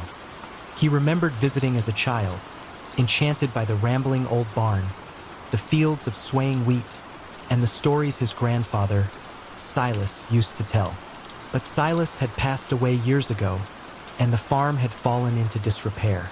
Daniel, recently laid off from his city job, saw it as a chance for a fresh start, a return to a simpler life. He arrived on a blustery autumn evening. The wind howled through the bare branches of the trees, and the old farmhouse creaked and groaned like a living thing. The barn, a massive, weathered structure with a sagging roof, stood silhouetted against the darkening sky. It was larger than he remembered, its presence both imposing and strangely comforting. Daniel's mother had warned him about the barn. She told him stories of strange noises, of whispers in the night, of a presence that Silas had always attributed to the wind or old timbers settling. She'd urged him to tear it down, to replace it with something modern and safe. But Daniel, drawn to the past, to the tangible connection to his grandfather, couldn't bring himself to do it. He spent his first few days clearing out the farmhouse, making it habitable. He found old furniture covered in dust sheets, boxes of forgotten belongings, and a collection of his grandfather's journals, filled with meticulous notes about the farm, the weather, and the barn. As he read through the journals, he began to understand his mother's concerns. Silas had written extensively about the barn, about the strange sounds he'd heard, the shadows he'd seen, the feeling of being watched. He described a presence, a guardian of the barn, something ancient and powerful, something that did not welcome intruders. Daniel dismissed it as the ramblings of an old man, the product of loneliness and an overactive imagination. He was a practical man, a man of logic and reason. He didn't believe in ghosts or spirits or ancient guardians. But then he entered the barn. It was vast and cavernous, filled with the scent of hay, dust, and something else, something faintly metallic like old blood. The air was heavy, still, despite the wind howling outside. Sunlight filtered through cracks in the walls, illuminating swirling motes of dust. He saw rusted farm implements, broken tools, and stacks of rotting hay bales. He walked deeper into the barn, his footsteps echoing in the silence. He felt a prickle of unease, a sense of being watched, but he attributed it to the eerie atmosphere of the place. Then, he heard it, a whisper, so faint he almost missed it. It seemed to come from the rafters above, a soft, sibilant sound that formed his name. Daniel! He stopped, his heart pounding. He looked up, scanning the shadows, but saw nothing. He told himself it was the wind, playing tricks with his ears. But the whisper came again, closer this time, clearer. Daniel, leave! He started to wonder if his mother was right. Daniel swallowed hard, trying to ignore the growing knot of fear in his stomach. He told himself he was being ridiculous, that there was a rational explanation for everything. He continued his exploration of the barn, determined to find the old wooden chest his mother had mentioned. She said Silas had kept a prized possession inside, a pocket watch he'd promised to Daniel. He moved towards the back of the barn, where a pile of debris, broken planks, rusted metal, and tangled ropes lay scattered against the wall. He carefully picked his way through the mess, his eyes scanning the shadows. He heard the whisper again, louder now, more insistent. Daniel, go! This is not your place. He spun around, searching for the source of the sound. He saw nothing, only the empty barn, the dust motes dancing in the faint light. But he felt a presence, a cold, watchful presence that seemed to emanate from the very walls of the barn. He pressed on, ignoring the whispers, his determination fueled by a mixture of fear and stubbornness. He reached the pile of debris and began to clear it away, his hands trembling slightly. Beneath a tangle of ropes and a broken wheelbarrow, he found it a small wooden chest, its surface covered in dust and cobwebs. He recognized it instantly, remembering his grandfather showing it to him when he was a child. He knelt down and tried to open the chest, but the latch was rusted shut. He searched around for something to pry it open, his heart pounding in his chest. He found a rusty metal bar, lying half buried in the dirt. As he reached for the bar, he heard a new sound, a low, guttural growl, coming from the shadows near the entrance of the barn. He froze, his blood turning to ice. He slowly turned his head, his eyes straining to see through the gloom. He saw a shape, a dark, indistinct form, lurking near the doorway. It was tall and shadowy, with no discernible features, but he could feel its presence, its malevolent intent. He knew, with a certainty that chilled him to the bone, that this was the guardian his grandfather had written about, the presence that haunted the barn, the thing that wanted him to leave. He knew this was not the wind. Daniel scrambled to his feet, clutching the metal bar in his hand, his heart hammering against his ribs. He backed away slowly, his eyes fixed on the shadowy figure, his mind racing. He considered running, making a dash for the door, but he knew he wouldn't make it. The figure was too close, and the barn felt different now, as if the space itself were constricting, trapping him. He raised the metal bar, a pathetic weapon against whatever this thing was, but his only defense. "Who are you?" he stammered, his voice barely a whisper. "What do you want?" The figure didn't answer. It just stood there, silent and menacing, its presence filling the barn, suffocating him. He could hear the whispers again, swirling around him, a chorus of voices murmuring his name, urging him to leave, to surrender. Then he remembered the chest, his grandfather's watch. It was the only reason he was here. He couldn't leave without it. He glanced down at the chest, then back at the figure. He knew he had to act quickly. He took a deep breath, steeling his nerves, and lunged towards the chest, swinging the metal bar at the latch. The bar connected with a loud clang, and the latch shattered. He threw open the lid of the chest, his hands shaking so violently he could barely grasp the contents. Inside, nestled in a bed of faded velvet, was the watch, a beautiful, antique gold pocket watch, its surface intricately engraved. He grabbed it, clutching it tightly in his fist. As he did so, the shadowy figure moved, gliding towards him with unnatural speed. He cried out, a wordless shout of terror, and scrambled backwards, away from the approaching darkness. He tripped over a loose board and fell, sprawling on the dusty floor. The metal bar clattered away out of reach. He looked up, his eyes wide with fear, as the figure loomed over him, its formless shape blotting out the faint light. He closed his eyes, bracing himself for the inevitable, waiting for the cold embrace of the darkness. But it didn't come. Instead, he heard a new sound, a faint, rhythmic ticking, coming from the watch in his hand. It was a slow, steady sound, a comforting sound, a sound that seemed to push back the darkness, to hold the figure at bay. He opened his eyes, his gaze fixed on the watch. The hands were moving, slowly but surely, ticking away the seconds. He realized that the watch was more than just a timepiece. It was a link to his grandfather, a symbol of his love, a source of strength, and it was protecting him. The figure hesitated, its form flickering slightly, as if struggling against an unseen force. The whispers intensified, but they were no longer threatening, no longer urging him to leave. They were pleading. Daniel slowly got to his feet, still clutching the watch, his eyes fixed on the shadowy figure. He didn't understand what was happening, but he knew he had to get out of the barn to escape the oppressive presence that filled it. He backed away slowly, step by step, keeping the watch held out in front of him like a talisman. The figure remained where it was, watching him, its formless shape shifting and swirling in the shadows. He reached the doorway, the faint light of the outside world beckoning him. He turned and ran, not looking back, not stopping until he was far away from the barn, from the whispers, from the darkness that dwelled within. He clutched the watch and made it to his car. Daniel stumbled out of the barn, gasping for breath, his heart pounding like a drum against his ribs. He didn't stop running until he reached the relative safety of the farmhouse, slamming the door shut behind him and locking it, even though he knew it wouldn't keep out whatever lurked in the barn. He leaned against the door, his body trembling, his mind reeling from what he had just experienced.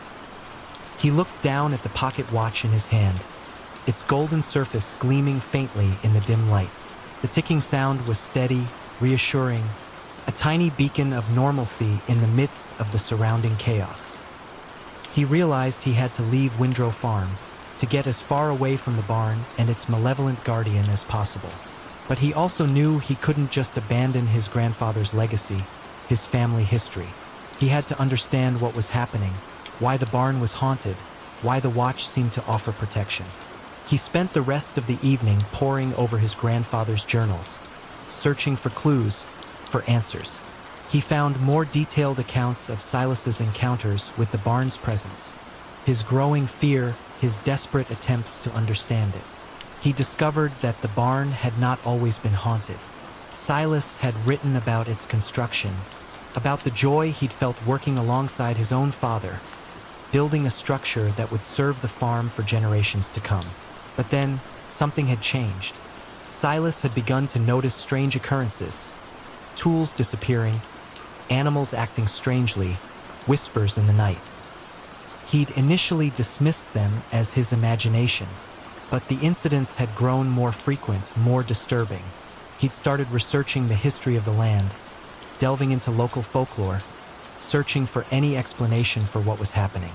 He discovered that the farm had been built on the site of an ancient burial ground, a place of power, a place where the veil between the living and the dead was thin.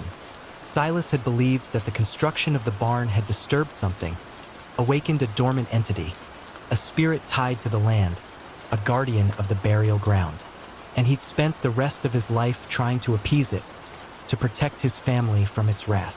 The watch, he wrote, was important. Daniel read on, his eyes scanning the pages, his heart pounding in his chest. He realized that his grandfather hadn't just been a simple farmer. He'd been a protector, a guardian of a secret, a keeper of a dangerous truth. And now, that responsibility had fallen to him. He had to find a way to deal with the presence in the barn, to put it to rest, to protect himself and anyone else who might come to Windrow Farm. He owed it to his grandfather, to his family, to the land itself. He closed the journal, his mind racing. He knew he couldn't do this alone. He needed help, someone who understood the supernatural, someone who could guide him, someone who wouldn't dismiss him as crazy. He looked at the watch again, turning it over in his hands. The ticking sound seemed to grow louder, more insistent, as if urging him on, guiding him towards a solution. He decided he would contact a paranormal specialist he saw on TV. He had a plan. Daniel spent the next few days researching paranormal investigators, poring over websites, reading reviews, trying to find someone credible, someone he could trust. It was a strange and unsettling experience, delving into a world he had always dismissed as fantasy. But the events in the barn had shattered his skepticism, forcing him to confront a reality he could no longer ignore. Finally, he found someone who seemed promising, a woman named Sarah Walker, who described herself as a sensitive and a medium, with experience in investigating haunted locations. She had a website filled with testimonials and case studies, and she seemed genuinely interested in helping people, not just in making money. He contacted her, sending a detailed email outlining his situation, his grandfather's journals, and the events in the barn. He hesitated before hitting send, feeling a mixture of hope and apprehension. He was putting his trust in a stranger, revealing a secret he had barely admitted to himself. To his surprise, Sarah responded almost immediately. She expressed a keen interest in his case, saying it resonated with some of her own experiences. She agreed to come to Windrow Farm the following week, bringing with her some equipment and a colleague, a man named Mark, who specialized in historical research. Daniel felt a surge of relief, mixed with a renewed sense of dread. He was finally taking action, but he knew that confronting the presence in the barn would be dangerous, potentially life-threatening. He spent the days leading up to Sarah's arrival preparing the farmhouse, gathering information, and trying to steel his nerves. He avoided the barn, staying as far away from it as possible, but he could still feel its presence, a constant, unsettling weight on his mind. He reread his grandfather's journals, focusing on the passages about the watch. Silas had described it as a key. A conduit à protecteur. He'd written about rituals he'd performed, using the watch as a focal point to appease the entity in the barn, to keep it contained. Daniel examined the watch closely, turning it over in his hands, searching for any hidden markings, any clue to its true purpose. He found nothing, but he felt a strange connection to the object, a sense of warmth, of reassurance, whenever he held it. Finally, the day arrived. Sarah and Mark arrived in a battered van, filled with equipment, cameras, sensors, recording devices, and a variety of strange-looking tools that Daniel couldn't identify. Sarah was a tall, slender woman with intense blue eyes and a calm, reassuring demeanor. Mark was a shorter, stockier man, with a scholarly air and a quiet, observant manner. They listened intently as Daniel recounted his story, his voice trembling slightly as he described the shadowy figure, the whispers, the ticking watch. Sarah nodded, her expression serious but not judgmental. "We've dealt with similar cases before," she said. "Entities tied to the land, guardians of sacred spaces. They can be powerful, but they can also be reasoned with." Mark, who had been examining Silas's journals, looked up, his brow furrowed. "This is fascinating," he said. "Your grandfather was remarkably thorough in his research. He identified the burial ground, the rituals, the entity's name." "Its name?" Daniel asked, surprised. Mark pointed to a passage in the journal, a scrawled entry near the end. "Silas calls it Corvin, the Watcher in the Dark." A chill ran down Daniel's spine. The name, spoken aloud, seemed to resonate with the very air of the farmhouse, to awaken something ancient and malevolent. They decided to proceed with caution. Sarah explained that their first step would be to assess the energy in the barn, to try to communicate with Corvin, to understand its intentions. She warned Daniel that it could be dangerous, that the entity might react aggressively. Daniel hesitated, his fear returning, but he knew he couldn't back down now. He had to face Corvin, to protect his family's legacy, to find peace for himself and for the restless spirit that haunted Windrow Farm. He was ready. The sanitarium's echo. Sergeant Rebecca Beck Lawson, a recently retired police detective, found herself drawn back to a place she'd hoped never to see again, the Blackwood Sanitarium.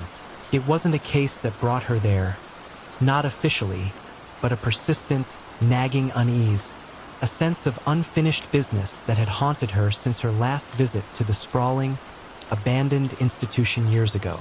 Blackwood had been a notorious mental asylum, a place of whispered horrors and unexplained disappearances. It had closed down decades ago, officially due to budget cuts, but rumors persisted of inhumane treatments, neglected patients, and a lingering darkness that clung to the decaying walls.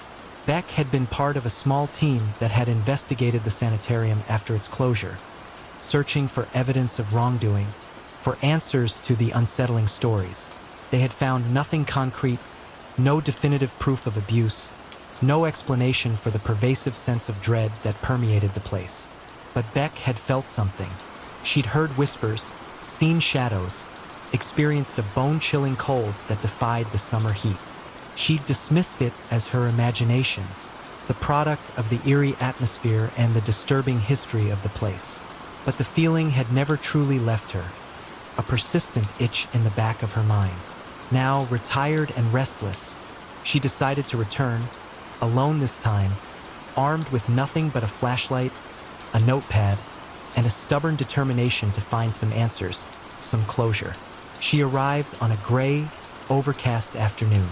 The sanitarium loomed before her, a hulking mass of crumbling brick and broken windows, surrounded by overgrown weeds and twisted trees.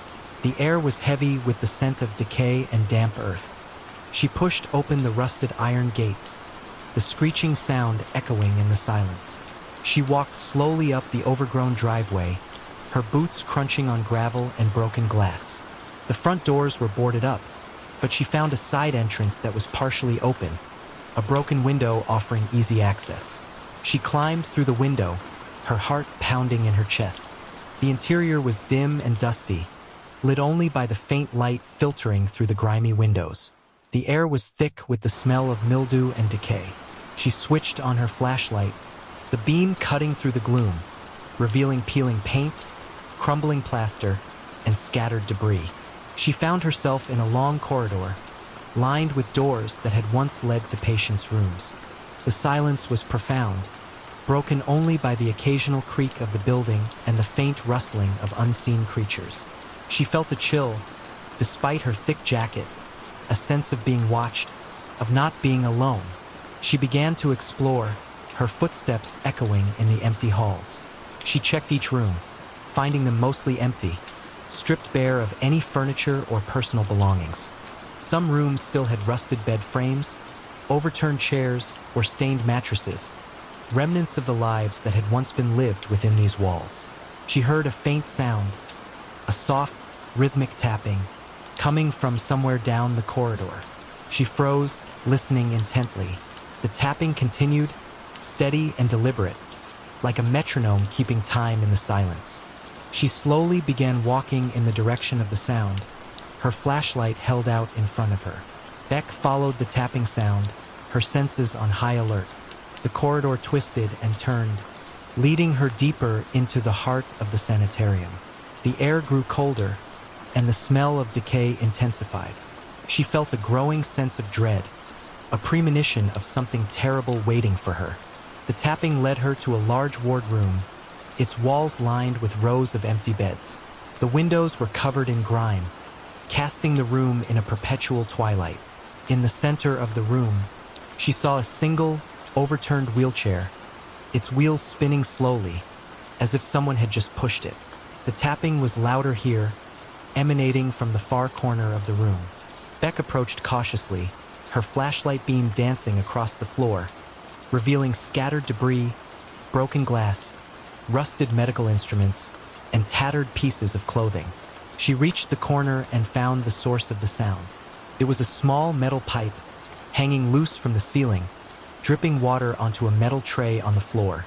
The rhythmic dripping created the tapping sound, a perfectly natural explanation. Beck let out a sigh of relief, her tension easing slightly. She felt foolish for letting her imagination run wild, for allowing the atmosphere of the place to get to her. It was just a dripping pipe. But as she turned to leave, she heard something else, a faint whisper, so soft she almost missed it. It seemed to come from the air around her, a breathy, indistinct murmur that formed her name. Rebecca! She froze, her blood turning to ice. She spun around, her flashlight beam sweeping across the room, searching for the source of the whisper. There was nothing there, only the empty beds, the overturned wheelchair, the dripping pipe. She told herself it was the wind, the echo of her own name, a trick of her ears. But she knew deep down that it was something more. She was not alone in this place. She decided to explore further, her fear battling with her determination to find answers. She moved through the sanitarium, checking more rooms, finding more signs of decay and neglect, but nothing that explained the whispers, the tapping, the pervasive sense of dread. She came to a large central room that had once been the sanitarium's common area. There were a few broken chairs, a tattered rug, and a large, empty fireplace. On the wall above the fireplace, she saw a faded mural depicting a pastoral scene: rolling hills, green trees, a clear blue sky. It was a jarring contrast to the grim reality of the sanitarium, a reminder of a world that no longer existed, at least not within these walls. As she stood there, gazing at the mural, she heard the whispers again, louder this time, more distinct. They seemed to be coming from the fireplace, from the darkness within the chimney. She cautiously approached, her flashlight beam illuminating the soot-stained bricks. She leaned in, peering into the darkness, trying to see if anything was hidden there. And then she saw it. Two eyes were staring at her. Beck recoiled, stumbling backward, her heart pounding against her ribs like a trapped bird. The eyes, glowing faintly in the darkness of the fireplace, were not human. They were too large, too round, too empty. They seemed to stare straight through her, seeing not her physical form, but something deeper, something hidden within her soul. She raised her flashlight, shining the beam directly into the fireplace. The eyes vanished. There was nothing there, only soot and ashes and the faint smell of burnt wood. She stood there for a long moment, trembling, her mind racing. She tried to rationalize what she had seen, to convince herself it was a reflection, a trick of the light, a hallucination brought on by fear and exhaustion. But she couldn't shake the feeling that she had seen something real, something that should not exist. She backed away from the fireplace, her eyes fixed on the darkness within. She felt a cold dread creep over her, a sense of being watched, of being hunted. She knew she had to leave, to get out of the sanitarium before it was too late. She turned and ran, not caring about the noise she made, her boots pounding on the floor, her flashlight beam bouncing wildly off the walls. She ran through the corridors, past the empty rooms, past the shadows that seemed to reach out for her. She heard the whispers again, chasing her, swirling around her, calling her name, urging her to stay, to join them in the darkness. She ignored them, focusing on her escape, on the faint glimmer of light that marked the entrance. She reached the broken window and scrambled through, cutting her hand on a shard of glass, but barely feeling the pain. She ran across the overgrown driveway, through the rusted gates, and out onto the road, not stopping until she was far away from the sanitarium, from the darkness that dwelled within. She stood there, gasping for breath, her body shaking, her mind reeling. She looked back at the sanitarium, silhouetted against the twilight sky, its broken windows like empty eyes staring out at her. She knew she would never forget what she had seen, what she had heard, what she had felt in that place. She had found no answers, no closure, only more questions, more fear. The Blackwood Sanitarium remained a mystery, a place of shadows and whispers, a place where the past refused to stay buried. And Beck, the retired detective, knew that a part of her would always remain trapped within its walls, haunted by the memory of those glowing eyes in the darkness. She knew she should tell someone, but who would believe her? The shadow collector, Henry, a photographer with a passion for the unusual and the macabre, heard rumors of an abandoned mansion on the outskirts of town, a place said to be haunted by shadows. Not ghosts, not spirits, but actual physical shadows, detached from any object or person, that moved and shifted and collected. Intrigued, and always seeking inspiration for his dark, atmospheric photography, Henry decided to investigate. He arrived at the mansion on a moonless night. The building was a Victorian-era monstrosity, with crumbling walls, boarded-up windows, and a roof that sagged precariously. The grounds were overgrown, with tangled vines and thorny bushes obscuring the path to the front door. The air was still and heavy, carrying a faint scent of decay and damp earth. He carried only his camera, a powerful flash unit, and a tripod. He wasn't interested in capturing evidence of the paranormal. He wanted to capture the feeling of the place, the atmosphere of dread, the play of light and shadow. He wanted to see if the rumors were true, if these shadows actually existed. He forced open the front door, the wood groaning in protest. The interior was pitch black, the air thick with dust and the smell of mildew. He switched on his flashlight, the beam cutting through the darkness, revealing a grand entrance hall, stripped bare of any furniture, the walls covered in peeling wallpaper and cobwebs. He set up his tripod and camera, aiming it down the hallway. He took a test shot, the flash illuminating the space for a brief, blinding moment. He checked the camera's display screen. The photo showed the hallway, empty and decaying as he expected. But there was something else, something subtle at the edge of the frame. A darkness that was deeper than the surrounding shadows, a shape that seemed to have no source. He took another shot, aiming the camera at a different angle. Again, the flash illuminated the hallway, and again, the photo revealed a strange, indistinct shadow lurking in a corner near a broken mirror. Intrigued, Henry moved deeper into the mansion, his footsteps echoing in the silence. He explored the rooms one by one, taking photos with the flash, capturing the decay, the emptiness, and the increasingly unsettling shadows. The shadows were always there, in the periphery of the images, never directly in front of the camera, always lurking at the edges, in the corners, behind objects. They seemed to be avoiding the direct light, but they were undeniably present, growing bolder, more distinct with each photograph. He entered a large drawing room, its windows covered in thick, black curtains. The air in this room was particularly heavy, and the smell of decay was stronger. He set up his tripod in the center of the room and took a series of photos, rotating the camera to capture the entire space. As he reviewed the images, he felt a chill run down his spine. The photos showed the room filled with shadows, not just in the corners, but everywhere, on the walls, on the ceiling, on the floor. They were swirling, merging, forming shapes that resembled human figures, but distorted, elongated, grotesque. And they were moving. In one photo, a shadow was near the fireplace. In the next, it was closer to the center of the room. In the third, it was right behind where he was standing. He quickly turned around, shining his flashlight into the darkness. There was nothing there, but he could feel it, a cold presence, a sense of being watched, of being surrounded. The shadows, while still there, were no longer in the photos. Henry felt a surge of panic, a primal fear that threatened to overwhelm him. He wanted to run, to escape the suffocating darkness of the drawing room, but he forced himself to stay calm, to think. He was a photographer, an observer. He had to document this to understand what was happening. He decided to try a different approach. He turned off his flashlight, plunging the room into complete darkness. He raised his camera, set the flash to its highest setting, and took a picture. The flash illuminated the room for a blinding instant, and in that brief moment, Henry saw them. They were not just shadows.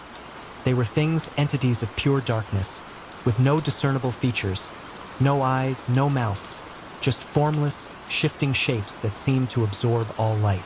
They were all around him, filling the room, reaching out for him, their movements swift and silent. He lowered the camera, his hands shaking, his heart pounding in his chest. He was surrounded by darkness again, but he knew they were still there, waiting, watching. He checked the photo on the camera's display screen. It was a blur of white light and distorted shadows, but he could make out the shapes, the outlines of the entities, their presence captured in the fleeting moment of the flash. He had his proof. The rumors were true. The mansion was a collector of shadows, a place where darkness had taken on a life of its own. He felt a cold touch on his arm, a sensation like a wisp of icy air. He flinched, dropping his camera. It clattered on the floor, the sound echoing in the silence. He scrambled to pick it up, his fingers fumbling in the darkness. He found it, grabbed it, and raised it again, pointing it blindly into the room. He pressed the shutter button, firing the flash. The flash revealed the entities again, closer now, almost within arm's reach. They were swirling around him, their forms shifting and changing, their darkness growing more intense. He took another photo, and another, each flash capturing the terrifying reality of the shadows, their relentless approach. He was documenting his own demise, capturing the moments before he was consumed by the darkness. He felt a pressure on his chest, a suffocating weight that made it difficult to breathe. He gasped for air, his lungs burning. He knew he had to get out, to escape the room, to escape the mansion. The entities were getting closer with every picture. Henry stumbled backward, away from the swirling shadows, his camera clutched tightly in his hand. He tripped over something on the floor, a broken chair, a pile of debris he didn't know, and fell, sprawling on his back.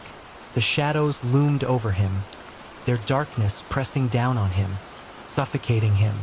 He raised his camera one last time, a desperate, reflexive act, and fired the flash. The burst of light illuminated the room, revealing the full horror of the entities. They were no longer just formless shadows. They had taken on a semblance of shape, of structure.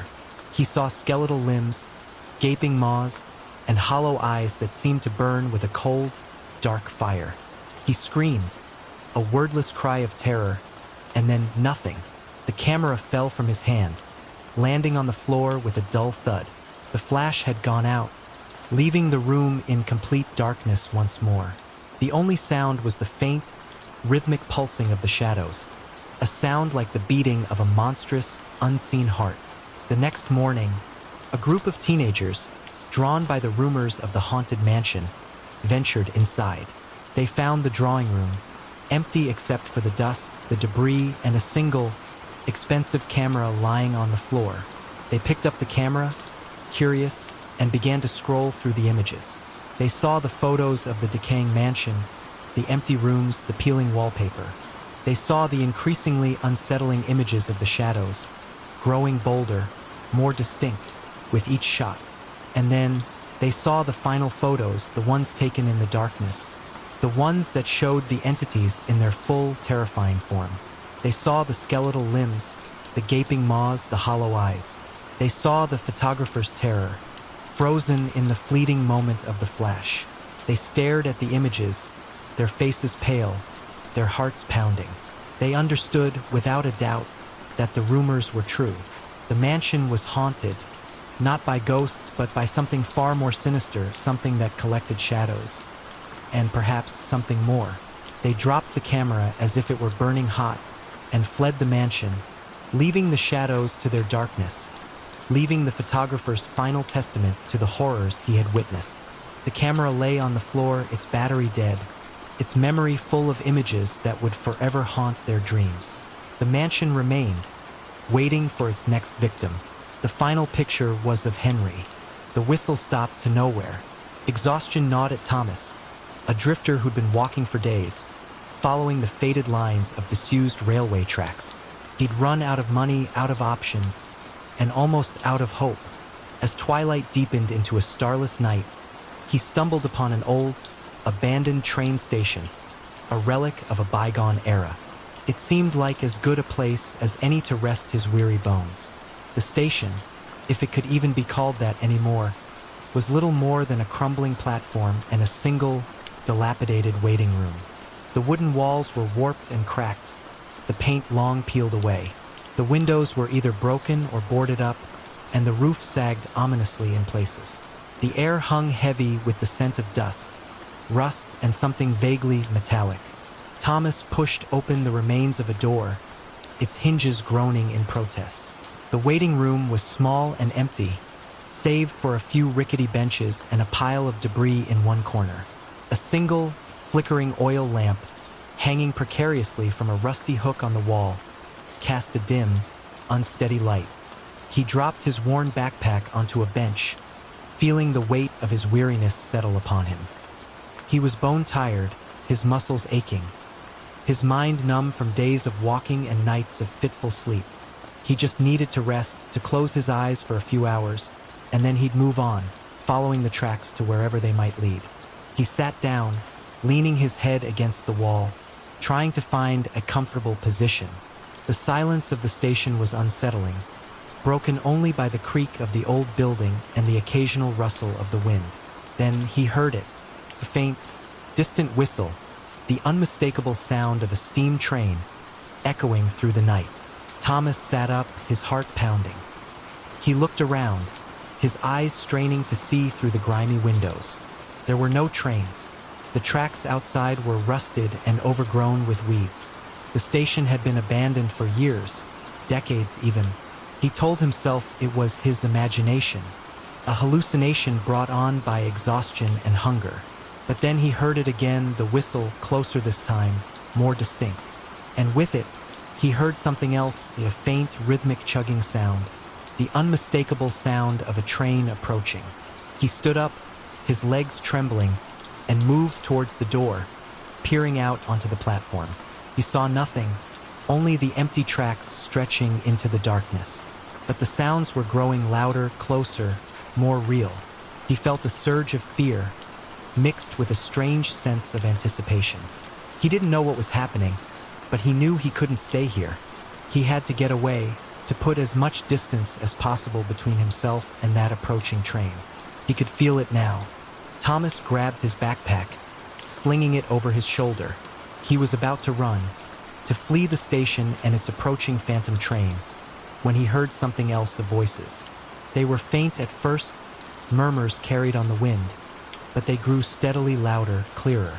They were whispering his name, calling to him, beckoning him to stay. "Thomas!" the voices whispered. "Thomas, wait!" He hesitated, his hand on the door frame, his mind reeling. He didn't recognize the voices, but they seemed to know him, to be waiting for him. He felt a strange pull, a compulsion to stay, to see what was coming. The train whistle blew again, closer now, almost deafening. He could feel the ground vibrating beneath his feet, the air thrumming with the approach of something massive, something powerful. He stepped out onto the platform, his eyes fixed on the tracks. He still saw nothing, but he could hear the train now, the chugging of its engine, the screech of its wheels, the hiss of its steam. It was close, very close, and then he saw them, shadows moving along the tracks, flickering in and out of existence. They were human-shaped, but indistinct, their forms shifting and swirling like smoke. They were running towards the station, their arms outstretched, their voices whispering his name. "Thomas, come with us," they whispered. "Thomas, it's time." He felt a wave of terror wash over him, a primal fear that threatened to paralyze him. He wanted to run, to scream, but he was frozen in place, his eyes fixed on the approaching shadows, his ears filled with the deafening roar of the unseen train. He felt a cold touch on his hand, and he looked down. A shadowy figure stood beside him, its form indistinct, its face a blank void. It reached out, its long, thin fingers wrapping around his wrist. "All aboard, Thomas," the figure whispered, its voice a chilling rasp. "All aboard." He tried to pull away, to resist, but the figure's grip was surprisingly strong. He felt himself being pulled towards the tracks, towards the oncoming train, towards the darkness that awaited him. The other figures were starting to surround him. Thomas struggled, his mind screaming in protest, but his body felt weak, his movements sluggish. The shadowy figures were all around him now, their whispers merging into a chorus of voices, urging him to join them, to board the train, to embrace the darkness. He felt a sense of unreality, as if he were trapped in a nightmare, a dream from which he couldn't awaken. He looked down at the tracks, expecting to see the gleaming metal of the rails, the wooden ties, the gravel ballast. But there was nothing there. The tracks had vanished, replaced by a swirling void, a bottomless abyss that seemed to stretch into infinity. The train was no longer a physical object, but a presence, a force, a wave of darkness that was rushing towards him, threatening to engulf him. He closed his eyes, bracing himself for the impact, for the oblivion that awaited him. He felt a strange sense of peace, a surrender to the inevitable. He was tired of running, tired of struggling, tired of being alone. He heard the train whistle one last time, a deafening blast that seemed to tear through his very soul. He felt the cold touch of the shadows on his skin, their whispers merging into a single unified voice. "Welcome home, Thomas," the voice said, and then there was only silence. The next morning, a hiker, passing by the old, abandoned train station, noticed the door hanging open. He cautiously entered, curious to see what was inside. He found nothing but an empty waiting room, dusty benches, and a pile of debris in one corner. A single, flickering oil lamp cast a dim, unsteady light. He saw a worn backpack lying on one of the benches, as if someone had left it behind in a hurry. He called out, but there was no answer. The station was deserted, abandoned, a relic of a bygone era. He shrugged, assuming the owner of the backpack would eventually return. He left the station, continuing on his hike, unaware of the darkness that lurked within, of the phantom train that ran on tracks of shadow, of the passengers it carried to a destination unknown. The station remained, waiting,